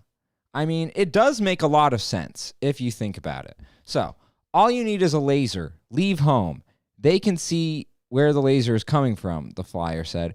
Go to a park, a field, or some other public place, and once the clock strikes 9, unleash your beam at the copter. Mask up. Coordinate with friends to throw a laser party. And if you think of Antifa as an extension of a terrorist organization, that really does make sense. Now, they're not the same type of martyrs. They certainly don't have the guts and the chutzpah of the martyrs over, in the IRGC and otherwise, especially the Shia Muslims, if you know, they're quite obsessed with martyrdom, even more so than the Sunni Muslims. But it is similar to how they act, and it does make sense that you are seeing parallel thinking on how to foment discord. And so the other thing is, I wouldn't be surprised if China is involved in this in some way. Now, China could just be indirectly involved because, as we've talked about many times, China is bankrolling Iran surreptitiously, essentially, of the 40 billion of oil sales that are being done. Over 30 billion is from China. So China could just be winking and looking the other way in terms of, hey, we're going to finance you, and who knows what you do with the money. But this, to me, if China was upset about this, I think they wouldn't be so eager to buy Iranian oil and fund them. But because this actually aligns with a lot of what they want to do and how they want to subvert America, that this is something that they would want to fund as well. So, okay, we have a lot of to catch up on. Okay, this is from Golf. It's possible there's a slight foreign influence from overseas groups. However, it's minimal compared to the support here in the U.S. the far left groups receive. It's highly academic. I will say, yes. I mean, so the George Soros et al., yeah, they're going to outfund the foreign interest groups. But still, the fact that we are seeing this alignment of the foreign interests and these, what I call domestic terrorist groups, it does show you that the enemy of my enemy is my friend, and they have common enemies. So, okay, let's get back to Reagan. It might amaze you, but they do in fact have jobs. Okay, I am amazed already, Reagan. It's a little shocking, but they're even in charge of unions around the country as well. If you know about May Day, that's organized by many unions. Okay, now I'm starting to see what you're talking about. Yes, because, yeah, these unions, you often wonder, what is the connective tissue? How do you get in? And a lot of it is, I wonder when I have to, on job applications, they ask you, are you Hispanic? Things like that. When you have to put white, heterosexual, male, does that automatically get filtered out and there'd be no chance that you'd make it into this union? So that does make sense to me. So back to Reagan. It's a little shocking, but they're in charge of unions. If you know about May Day, that's organized by many unions. Hans, the far left work largely education and unions. They control the unions. They definitely have jobs, so we disagree on that note, but it's all good.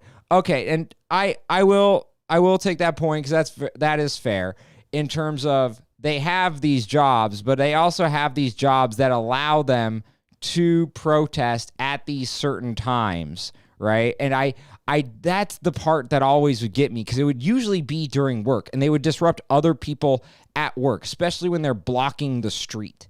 So that's what I was wondering. But and that's a good connection. I like that. And again, it's how we're all learning from each other. I'm not one of these hosts who pretends like I know everything. I actually love learning from all of you. So, okay. Hans, librarians too. Okay, I could see that. That makes sense. In education, they can, this is Golf again, and Reagan says that she agrees with Hans. Golf, in education, they control every teachers union in America, and they control most of the labor unions. The unions are what the far left is using to organize the massive May Day 2028 national strike. We gather this from on-the-ground investigations and infiltrations with them. From Hans. Back to Reagan. The radical left do a ton of their political organizing through the union leadership. Not everyone in the union is a leftist, but they are all run by leftists except for the police union. That tracks to me. Another random tidbit to throw in from Golf. When the far left says white or whiteness or white supremacy, it's never about skin color. It's always a reference to capitalism and private property ownership. I have talked about this on the show. I totally agree. And I call them takers and makers, right? So being a maker, someone who is already invested in the system, they have something to protect, versus the people who have nothing to lose, the welfare recipients, those who are just taking. Yes, that I would say that is, they aren't supporting capitalism or private property ownership, and they are part of the, I believe it is 34% of Democrats who identify as socialist. And I believe another poll had Democrats at over 50% dissatisfied or not even identifying with capitalism. So, yeah, that to me is disturbing. A lot of school teachers are involved in this too. Boom, golf and Reagan, good stuff. I would dare say great stuff. Thank you again for teaching me, because I am not one of these hosts who claims to know everything. And so when you guys can come in with your areas of expertise, I love to learn from you. And so truly, this has been the most gratifying episode yet because of all of you. So thank you. So let's finish this, and then we're going to do a quick Iran update, because we're already approaching 2 hours, and wow, we have just been burning through this. So all you need, okay, let's see. Okay. The memo, okay, Jane's Revenge uses AI collective tools to publish, communicate. No, I already read that. Notably, Jane's Revenge claimed responsibility for the May 2022 firebombing of a crisis pregnancy center in Madison, Wisconsin. The following day, a cryptic message appeared on a blog affiliated with the group. This was only a warning. We demand the disbanding of all anti-choice establishments, fake clinics, and violent anti-choice groups within the next 30 days, the message said. This is not a mere difference of opinion, as some have framed it. We are literally fighting for our lives. We will not sit while we are killed and forced into servitude. We have run thin on patience and mercy for those who seek to strip us of what little autonomy we have left.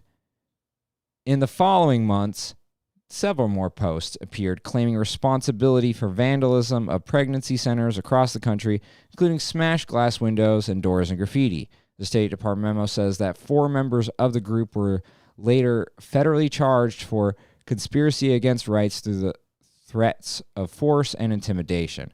The memo also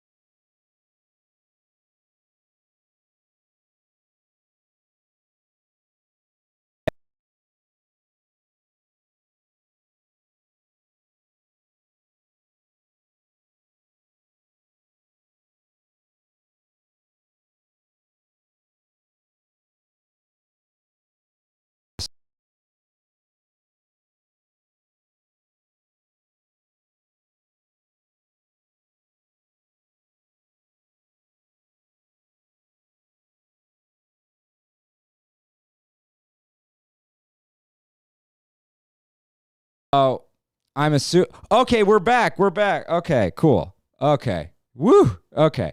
So what happens is, for some reason, it won't receive the audio, but cool. We just found out if I just turn on and off my system, then we're good. Okay. You guys are so sweet. Thank you for being patient. Okay, back to reading your comments. And again, so what I was saying before I got cut out, I have had a guest on before. It wasn't the best quality in terms of visually. Audio-wise, it looked great. So I could have you guys on to discuss, and guys includes Reagan. Sorry if I'm being sexist. But we could actually have you on to discuss your area of expertise with this.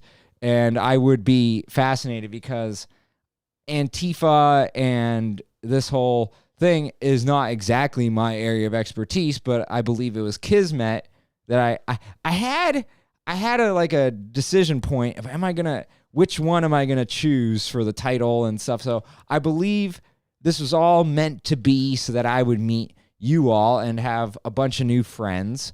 So I am excited about that. But I would invite all of you on, get into my DMs, and we could figure out how to actually bring you on to the program.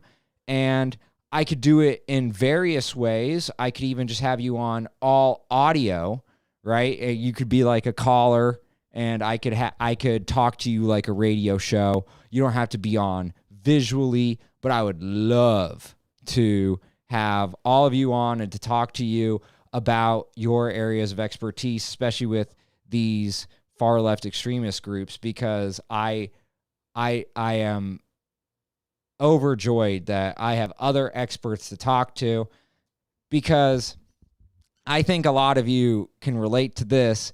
You're so passionate about this, and then a lot of people in your everyday life aren't seeing the importance of this. So yeah, Reagan, Otis, Hans, Golf, I will have on any of you, and I'll give you each your own individual episode so that you can have your special moment. And again, if you want to be all audio or visual plus audio, I will find a way to make that happen.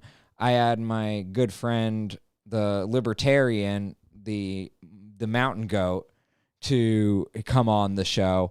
And so, yeah, I would love to highlight all of your stories and what your areas of expertise are. So, yeah, God bless America. Let's go. We're going to do that. So make sure to DM me, and I am a man of my word. We will make sure this happens. And Otis, you're a man of mystery that doesn't talk. Okay, you sound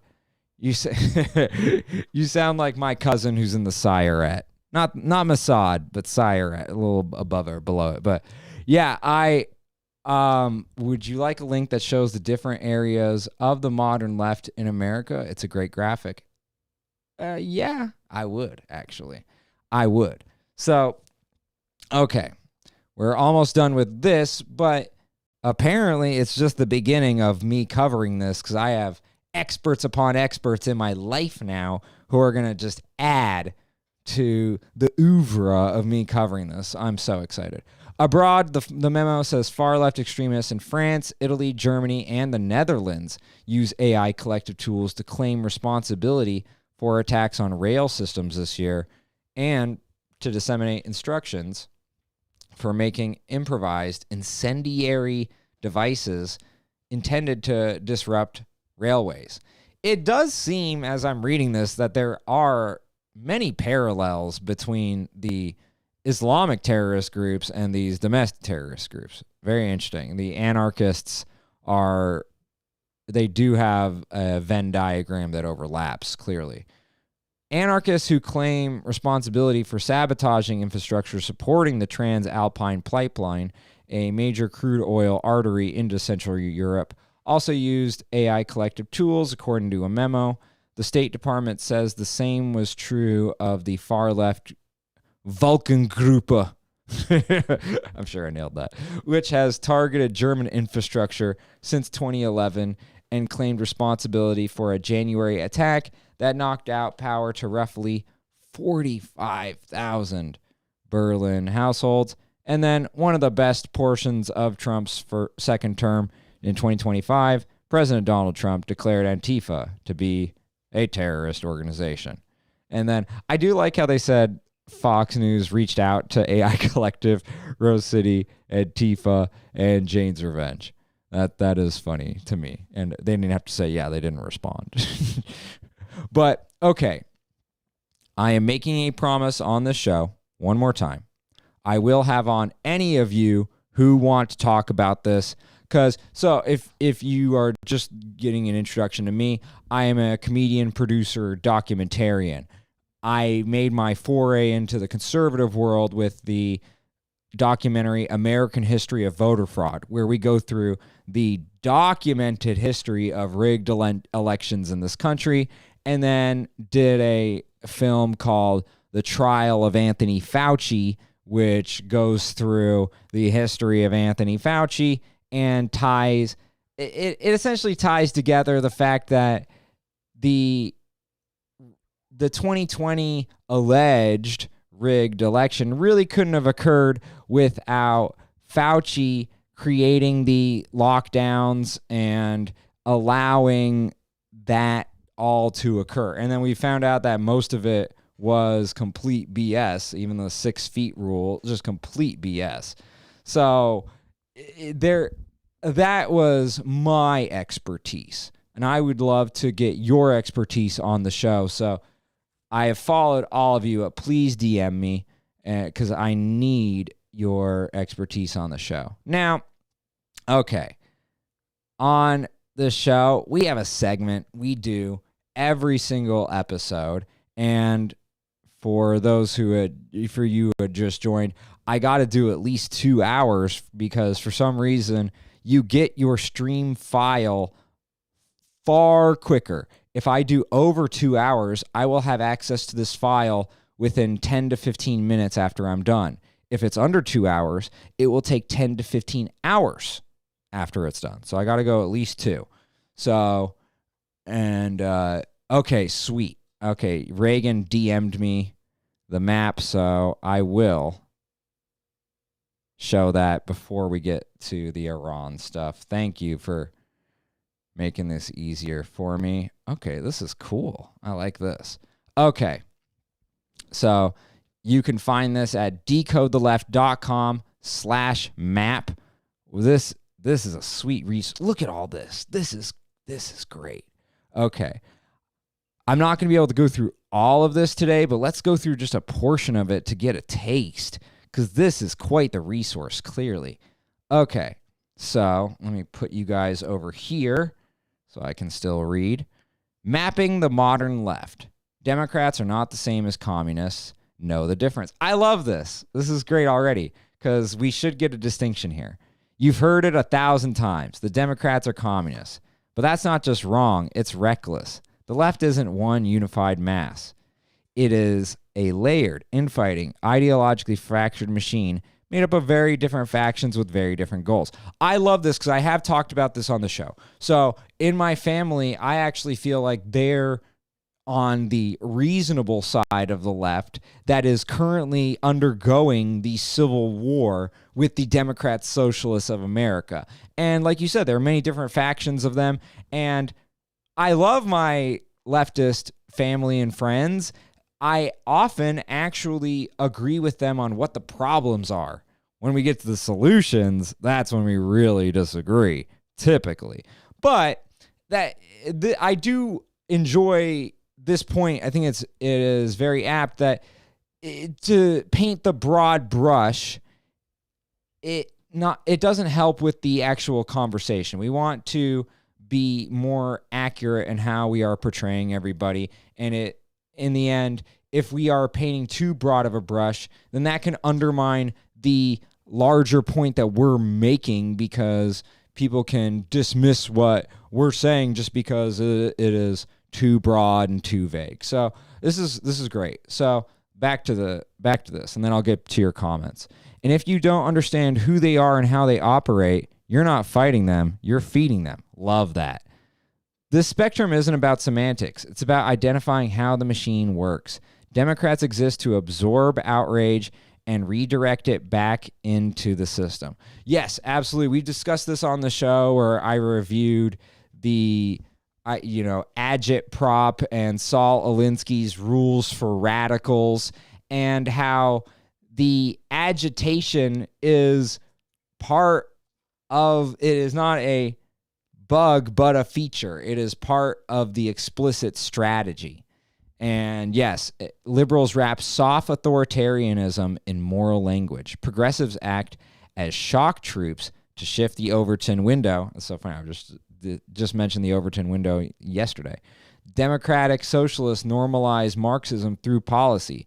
Revolutionaries set the fire and dare the rest of us to join. So when I was talking about the Overton window shifting was last night when we were reviewing non-citizen voting and how it started off as there is not a single non-citizen voting in this country, and if you dare suggest it, you're terrible. And then it shifted to, yeah, well, okay, there are non-citizens voting, but it's infinitesimal. There's no way it would change the outcome of an election. And then it shifted to, yeah, there's a few thousand doing it, but that's not enough to change the whole election. And then I showed you 100,000 plus non-citizens in Arizona alone were eligible to vote. So that's how the Overton window shifted on that.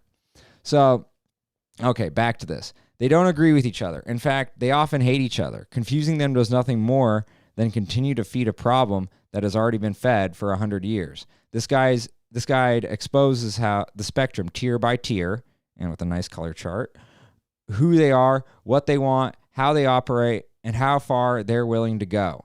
Scroll down to find individual group profiles. Never make this rookie mistake again.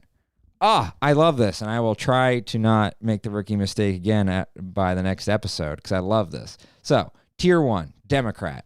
And this is on the neoliberal left versus the far left. Love this. So, Tier 1, Democrat. Establishment politicians focused on incremental reform within capitalism, mostly corporate aligned. Tier 2, liberal. Thinks government should solve inequality through policy, not systematic overhaul, morally driven. I believe most of my family that I call the reasonable Democrats would fall between Tier 1 and Tier 2, Democrat or a liberal. I wouldn't even say that they're progressive yet, which is wants structural reform, Medicare for all, Green New Deal, debt cancellation, flirts with socialism, but don't want to overthrow capitalism. Yeah, I would definitely say, especially the older versions of my family, my mother, they're in Tier 1, Tier 2. And then maybe some of my more radical pieces of my family, the younger ones, they're at least Tier 3, bordering down to here. So let's get into the far left, Tier 4, reformist and socialist. Wants to overthrow capitalism through electoral politics by getting into the system and making small changes over time. The goal is post-capitalist society. Ooh, that is frightening. But we see this in these polls that I've been referencing covering Democrats, Socialists of America, how the way that they're able to, drive a wedge is the fact that many do feel like that the capitalist system has failed them and they are looking for an alternative. Instead of just reforming capitalism, they want to throw the baby out with the bathwater. So, and then Tier 5, revolutionary socialist, believes capitalism must be overthrown entirely. Ew. Rejects elections and reformism. Yeah, that is true. They don't want an election because no one would vote for them. They would never win an election. As we've talked about Democrats, Socialists of America, they do fine in primaries. Primaries are very rigged too because there's no supervision from the other side. So yeah, they're going to do fine in primaries. When they get to the general, when you have to face independents and Republicans, they're going to bomb. It's this is part of why I call them the Blue Tea Party, because the Tea Party had this issue too. Even though they had better ideas than the other version of it, you had people like Christine O'Donnell who would just get blown out in the general, right? So, okay, I have a lot of comments to go through.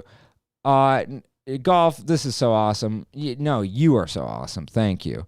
It is a great graphic explanation from Hans. Oh, we got more people in here. A bot. I'll take. I'll even take the bots. Okay. Oh no, it's just someone who claims that they're a bot. That's funny. Okay, I thought it was an actual bot. Most people.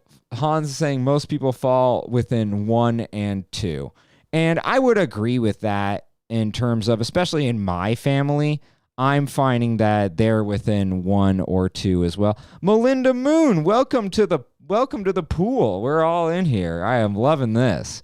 Oh my goodness. I have so many new friends here. This is by far the best stream yet. Like really, truly uplifting and gratifying. God, thank you guys. So, okay, that would be the DSA. Tier 4 and Tier 5 are Antifa and communist types. Yeah, I could see that.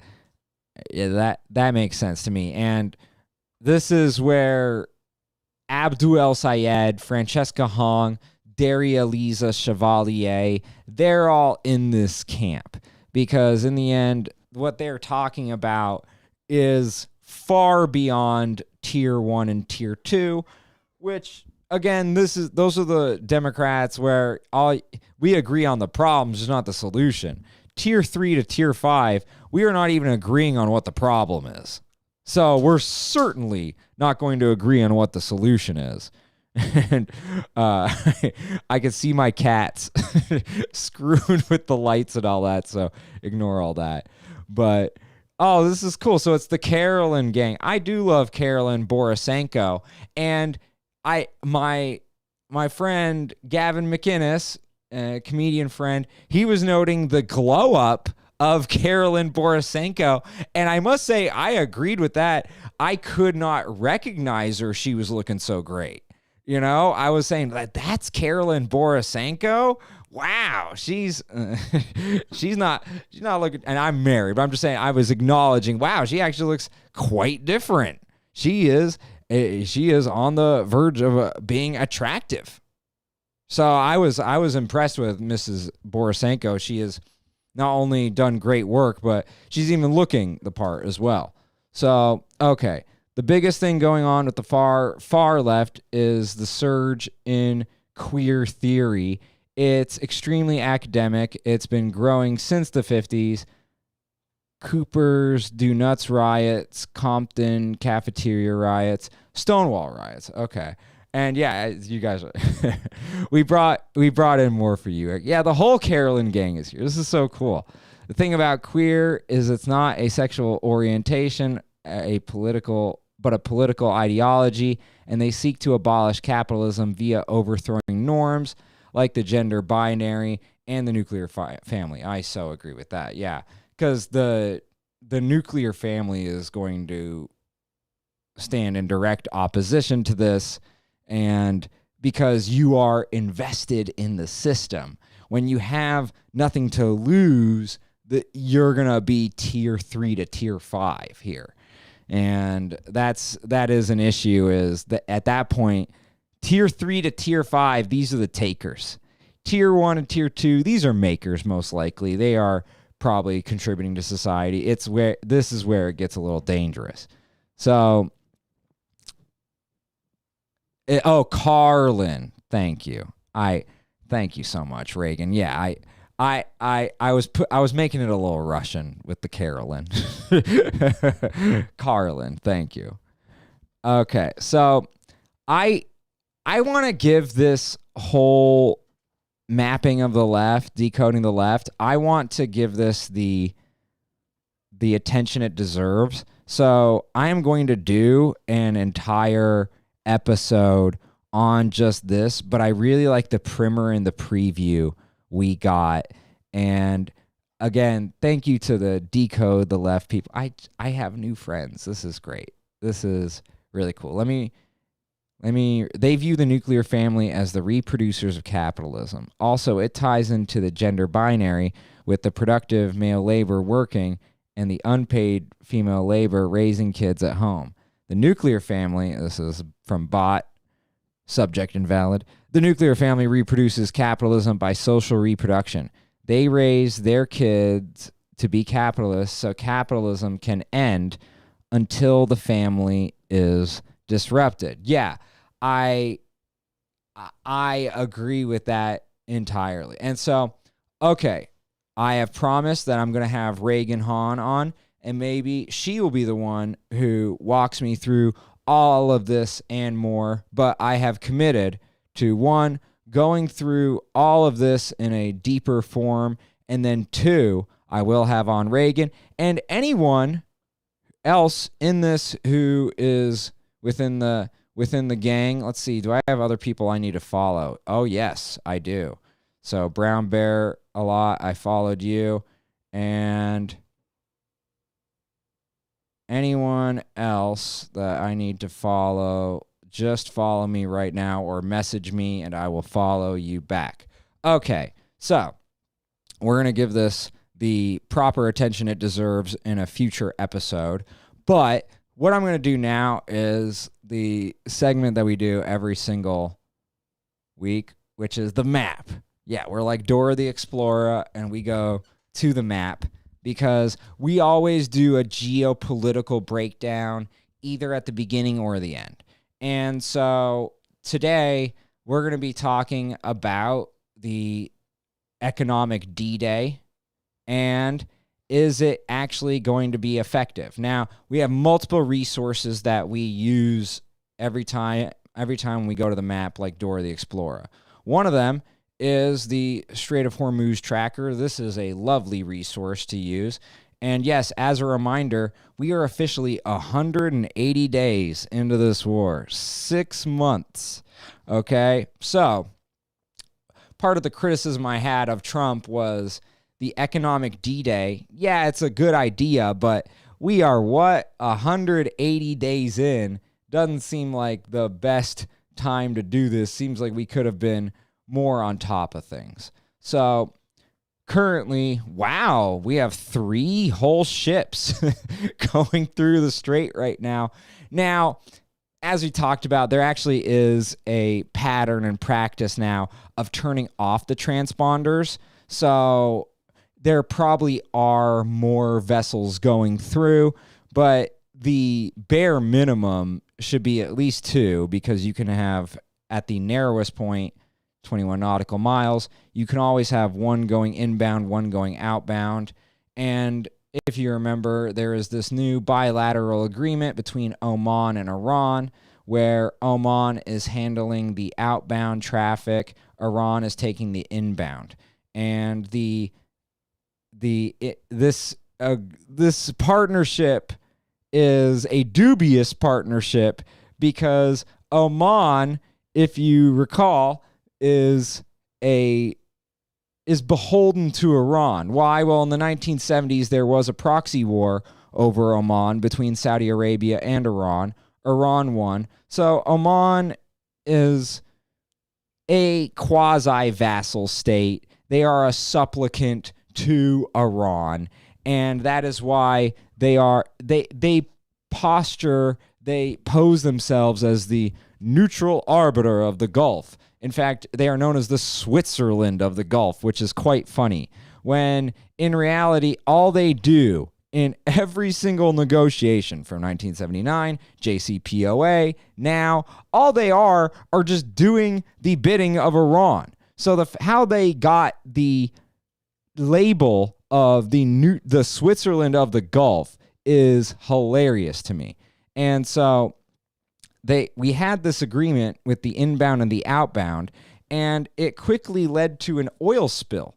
So them trying to control the Strait, they actually struck a Liberian-owned, Greek-managed ship called the Minoan Pioneer, and it was struck 18 nautical miles east of this little city, Kasab, right here, right? And they accidentally struck the engine room. And so it caused a fire. It was off course. It was drifting towards this Keshem Island, and it caused a massive oil spill. Last time we checked, it was 42,000 football fields. That's football, not football. But they had that. It was that big of an oil spill. So they haven't been exactly great at controlling this in this new situation, which is why the war risk insurance, the war risk premium, ever since that oil spill, has been at least 5% upwards to 10%, which 7.5% is 50 times the normal rate of 0.15%. So there are many increased costs because of this, and there are more ships that are being struck. Now, these ships are being struck in retaliation for the U.S. economic D-Day sanctions announcement. And before that, it was us actually, we are in reality, the United States, we're the ones controlling this Omani passageway. It's not the Omans. It's not the Omanis. And so we have been escorting ships throughout this. Now, we are claiming that these numbers up here, our State Department, the Trump administration is claiming that this number is actually shockingly close to the baseline level prior to the closure. Now, who knows? There's a lot of, he said, she said within that. But I will say Iran seemingly has less control of the Strait because they have had trouble enforcing their version of their blockade, and they are actually demanding that we end our version of the blockade because they are very frustrated by this. Okay, we have such... the 2-week war has reached 6 months. Yes, that's what I'm saying. You remember, and if you remember, there were many people saying this. Steven Crowder, he was saying that if the war lasted over 100 days, he would eat his hat. Well, I don't know why he was thinking that, because in the end, the Iranians, their modus operandi is they wait until the next president swaps out. If you go back to Jimmy Carter, they waited until Reagan got sworn in. So we're talking January 20th, 1981, basically. And so, this is for the House money is basically on that this will go if Iran has its way until the next election. So until someone else gets sworn in, then they would want to continue it all the way through there, not through just the midterms. So, yeah, we're talking the 2-week war has reached 6 months. That is a great point. We are 5 months. Let's see. This is from Golf. We are 5 months into a 4-week war that we won in 2 days over a weapons program that we obliterated last year. Now, this is also true. If you remember, there have been dozens of times that Trump has declared victory on this. And after declaration 39 or 40, it gets a little tired. Who has won a war more times than us? Okay. And so right now I got Bot, I got Melinda Moon. I'm following everybody back at the moment. Okay. So my real buddies, I'm all following you. Kind of like the 2 weeks to slow the spread, right? And this is also very true, where we get told these old things, hey, just give up your freedom for X amount of time, and then you can return to said freedom. Yeah, no chance. Plus, they can't build enough missiles to shoot into Iran to keep a stockpile. So this is also true. So at this point, we are running out of interceptors, and the defensive weaponry is really the most important here. And to the point where we have to pick and choose which interceptors we are using, to the point where there was a report where even if a building is about to be struck, the United States military would allow it to be struck if it was empty. Saying, okay, yeah, I can hit a building, but as long as it's empty, we're okay with it. I mean, that is how much we are struggling with the interceptor battle here. Now, I have been over and over, because at one point, if you remember, the U.S., the military was asking lower levels of the military, what are your solutions how to finish this war? Because clearly our solutions are not the best. So I have been, facetiously, I have been offering up my solutions to end the war. Now, crazily enough, they actually seem like they are following this logic, which I've been enjoying. So I've been talking about how both sides, Iran and Israel / the United States, have had a octopus theory. So the octopus theory with Iran is probably easier to comprehend first. So Iran's the head of the octopus, and then their proxies like the PMF, the Popular Mobilization Forces in Iraq.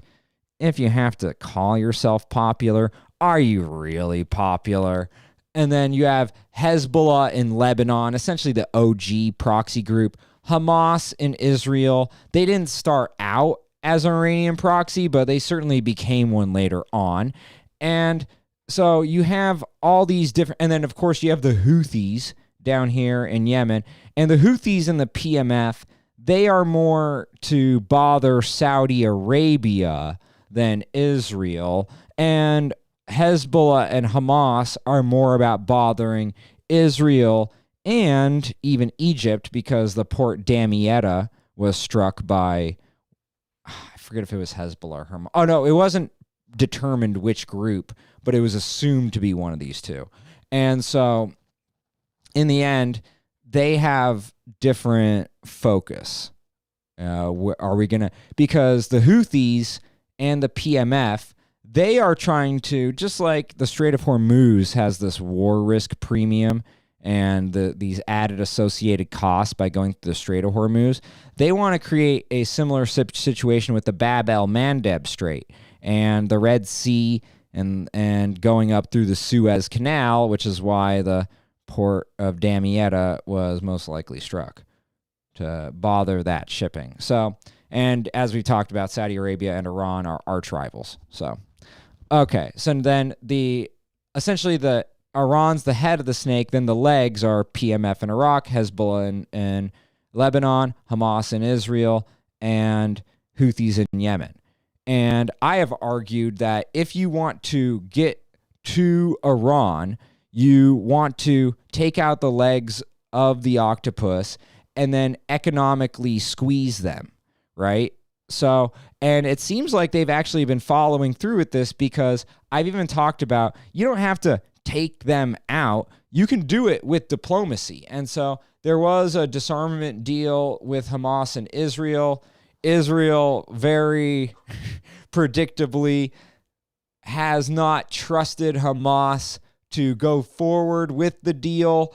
And so, yeah, both sides do not have a great reputation and are looking at each other like, no, you go first. No, you go first. And so there hasn't really been any action on that. But overall, the idea of, okay, why do you want to take out the proxies? Because that reduces the fronts in the war, which has actually been quite the problem in this situation.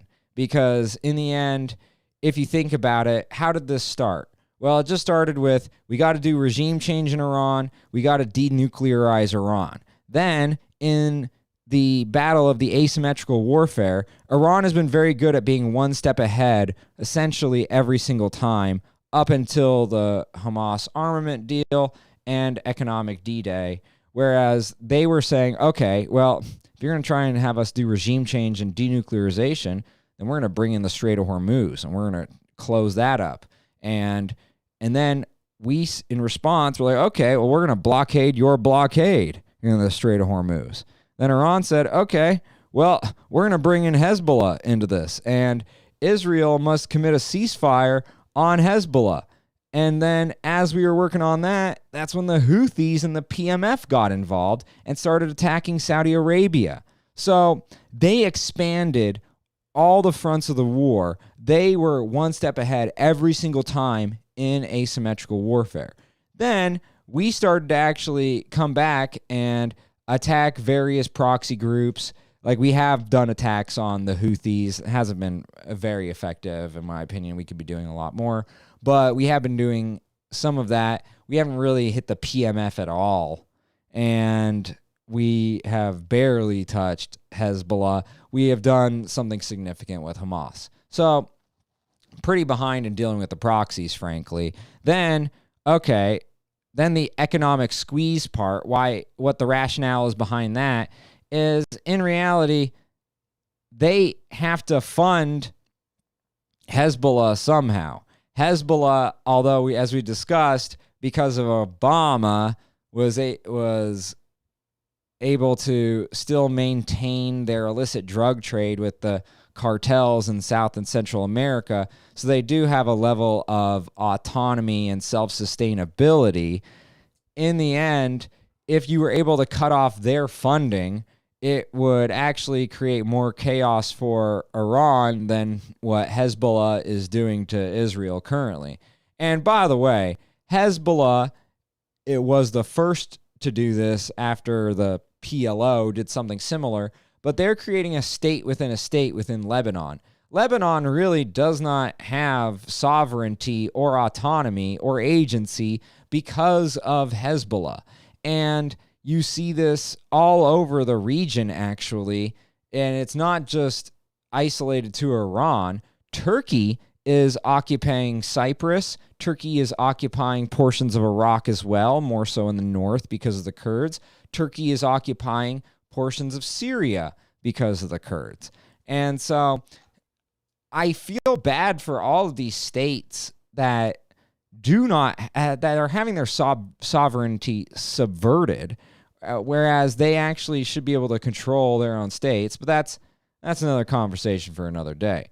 Anyway, so Iran actually could have their funding cut off if you sanction China. Again, 40 billion of oil sales per year in Iran.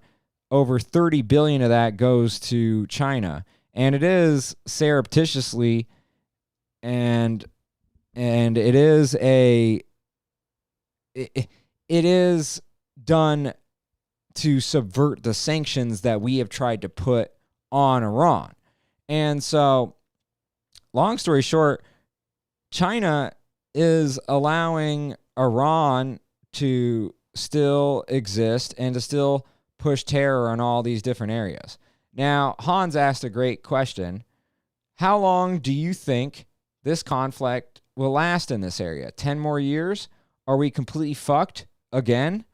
And usually I don't swear on this, but when I'm quoting great friends on here, of course I will not censor anything. So I will say, if you're able to cut off the funding, which is easier said than done, it actually could be feasible. But as you recall, and I've mentioned this many times, Trump he gets cold feet, particularly when it comes to China. There were going to be all these threats of sanctions in 2020, and then he dropped them all because he wanted that trade deal to go through. So if you actually executed the sanctions and were able to take away the funding from Iran, I actually do feel like you could make a significant dent in all the conflicts in this whole area. But as Hans is coming to the conclusion as he's hearing this, he's saying, okay, so long story short, we're pretty much fucked, right? Yeah, because I just don't see them actually going through and executing this properly. Like, think about, so Scott Bessent announces this economic D-Day. And what was D-Day? It was the largest amphibian invasion.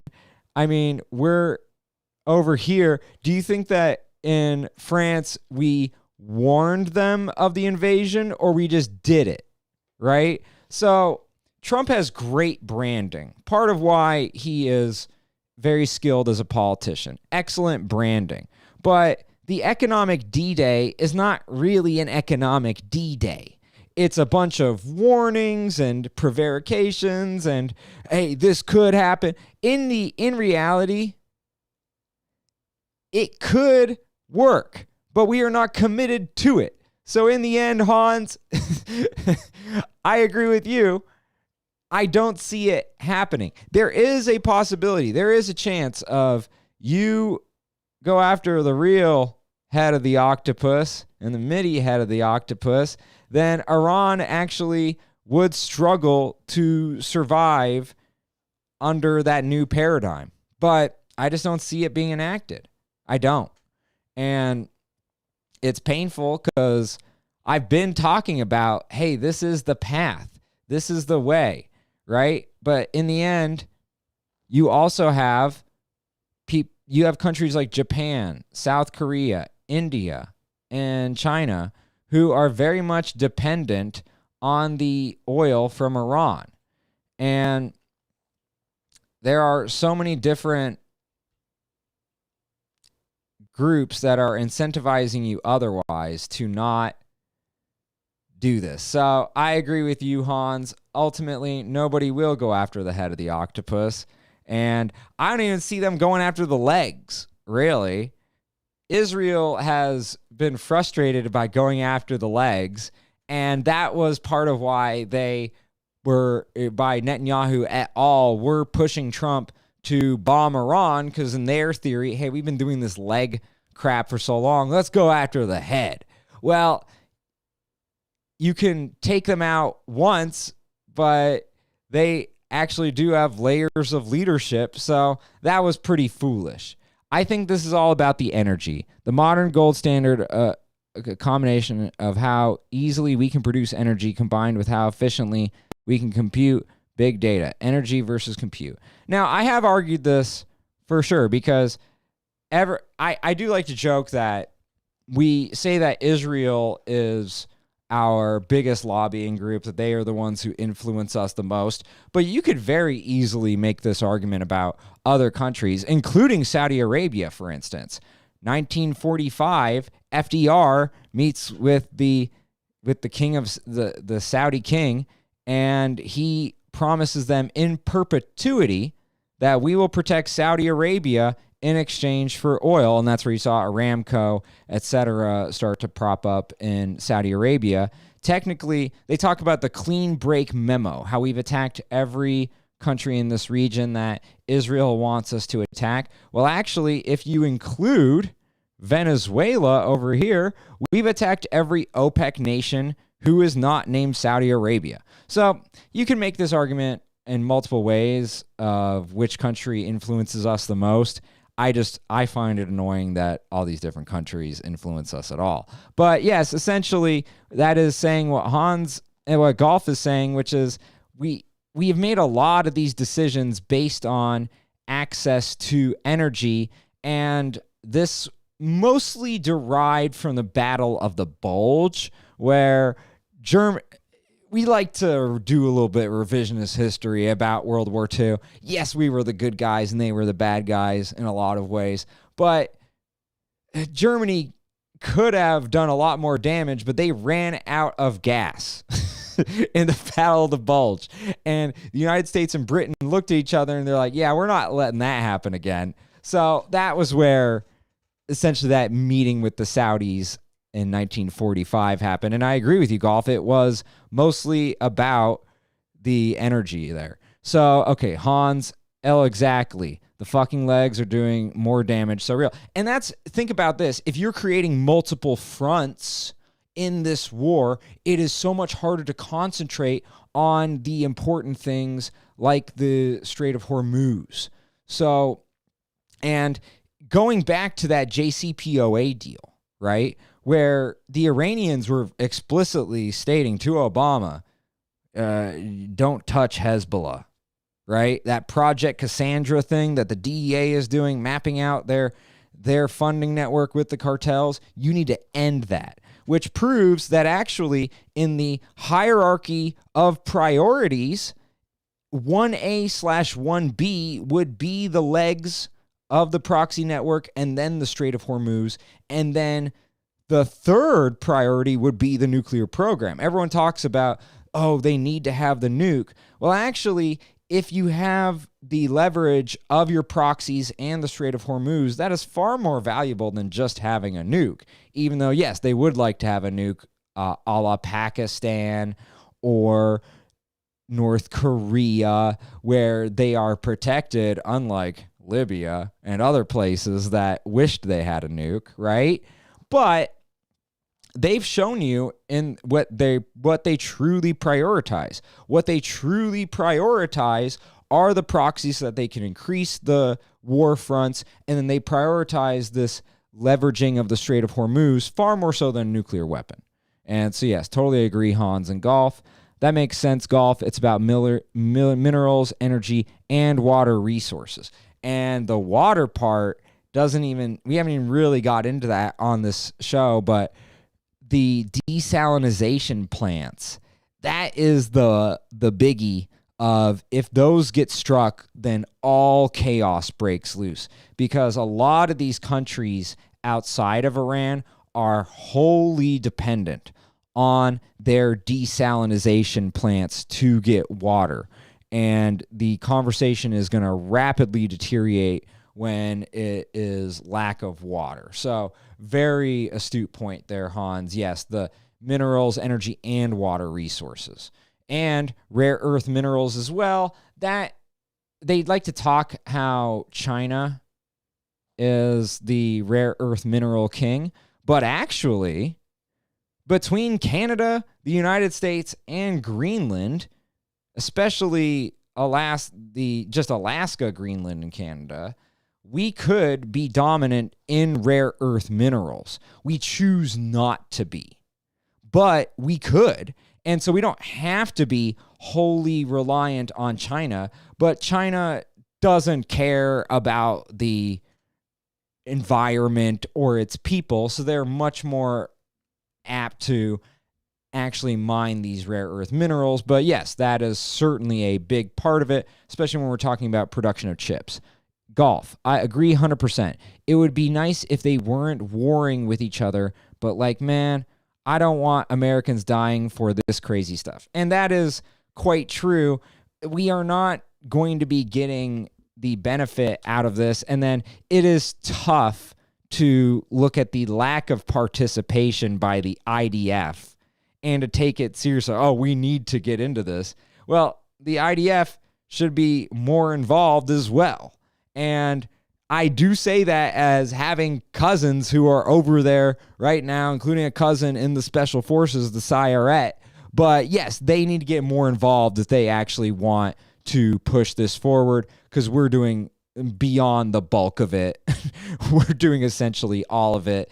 And they're giving us some intelligence, but the intelligence is pretty obvious. Like, hey, Iran is trying to assassinate you. And it's like, well, no, duh. They put out an entire TIFU, this grand, gigantic banner that says, "We will kill you, Trump." Did you really need the Israeli intelligence for that? I think you would have figured it out on your own. So that's true. We simply don't dig our own soil. And yeah, that is a big part of it. And I will say we could be more dominant in rare earth minerals, and Canada is actually loaded with it. And so there was a rationale, multiple rationales actually, of why you would want to acquire Greenland. Part of it is, if this was like a circular map, you could see how the trade route going north to get through to the other side over here is actually a easier route than going the east-west, essentially. And with climate change and global warming and improvements in technology with the icebreakers, it's actually easier to go through this northern passage than it's ever been. So there is a lot of rationale to it. So back to the original question, is this economic D-Day working? It could work. We're not actually going through it properly. And part of it is secondary sanctions on China. They can do a lot of damage back to us. And so we are probably reticent to move forward with that. And I understand the hesitation, honestly, because you could set off a chain of events that you can't control with sanction, counter-sanction, etc. So ultimately, do I see these sanctions working? I do see that the Iranians are experiencing massive inflation and a scarcity of resources, but is that ultimately going to change the IRGC? Most likely not. They don't really care about their own people. They were killing their own people in mass. And you can dispute the numbers, but you can't dispute the fact they were doing that. So I am not happy about the situation we're in. I am not optimistic. I'm not going to sell you any of that crap. I do think there is a pathway. I do think the black pillars are also selling you some crap of, oh, there's no chance we need to leave. We can't just leave now, because we've unfortunately set the precedent with the sovereignty of the seas. We fought our first overseas war was over this, okay, with the Barbary pirates. And to leave now would be very painful, and we would pay for it in a very long time. Long story short, with the Barbary pirates, at first we were paying them fees at the tune of a fifth of our national expenditure. And then Jefferson, he made it a big part of his campaign against Adams. No, we're not going to pay these fees to the Barbary pirates anymore. We're actually going to make our own navy. And so it did change the course of our own history for the better to establish sovereignty of the seas and that no one actually controls the oceans. It's just that the United States Navy escorts or allows the passage of said waterways. And my uncle in the Navy actually has reminded me of that often, which is that's the main job of the U.S. Navy in non-wartime eras, is they are escorting and allowing shipping to happen. So it is... This is something where the people were saying, just leave now. Well, we can't. We have to have a resolution to this, and that's part of why it is a quagmire, and that's part of why people advised you in different presidencies, including Trump's first presidency, don't go into Iran, because if you go in, it will be hard to get out. So I'm not trying to sell you the BS optimism line. I'm not trying to sell you the BS pessimism line either. I do feel like there's a pathway. It'll be painful. It's not going to be easy. There will be sacrifices, and it's not guaranteed to work, but it is the best pathway forward. But can you break the alliance of Iran and China? And by the way, we haven't even gotten to the fact that Iran is bordering the Caspian Sea, and they work a lot with Russia, too. We covered this in a prior episode of how Iran and Russia work in congruence to build up the technology of their drones and missile system, which is how you got Russia, who originally had the hypersonic missile system, and then you had Iran improve upon the hypersonic missile system to the point where they had what they called the zigzagging missile. And the zigzagging missile, as much as the drones, have been the reason why we are depleting so rapidly our interceptors, because that zigzagging missile, which uses AI to continually rechange the trajectory of how it approaches each target, that is very hard to intercept. And so yes, there is a Russia-China-Iran alliance that you need to break up. And there's a lot there to do. So I will tell you, no, it is not that it's impossible, but the people in the administration trying to sell you that things are going great, it's not going great. But there is a pathway. It's not an easy pathway. And then ultimately, this is why many people are saying what Hans is saying. He was okay at the beginning, but slowly ruined his own legacy. And in the end, if Donald Trump is not able to get us out of this quagmire, he will be Jimmy Carter. And it's painful to think about. Jimmy Carter, great guy, not a great president. Good guy, especially good guy after maybe the best post-presidency legacy. Did a lot of great things, but was wholly ineffective as the commander-in-chief. And unfortunately, I'm seeing a lot of parallels between Jimmy Carter and Donald Trump. And if he can get us out of this quagmire, that would save his legacy. But as Reagan and Hans are saying, yeah, the legacy is currently tanking over this one issue. So, and really quick, let's just run through these. All of North America is rich with minerals and resources. What a shame we are not tapping into it for our own autonomy. Yes, we could have more agency with our our energy, and we choose not to. And this was part of the pain of the Biden administration. If I remember correctly, it was something like 1 million barrels a day less that we were drilling, if not up to like 3 million barrels a day less than the Trump administration. And then that totaled up to somewhere but like 1 billion barrels, if I remember correctly. And that was part of the energy difference between Biden and Trump. And so I will say I feel bad for Trump in a sense of he was the one who brought energy down temporarily, but then it's hard to feel bad for him when his decisions were what brought it up.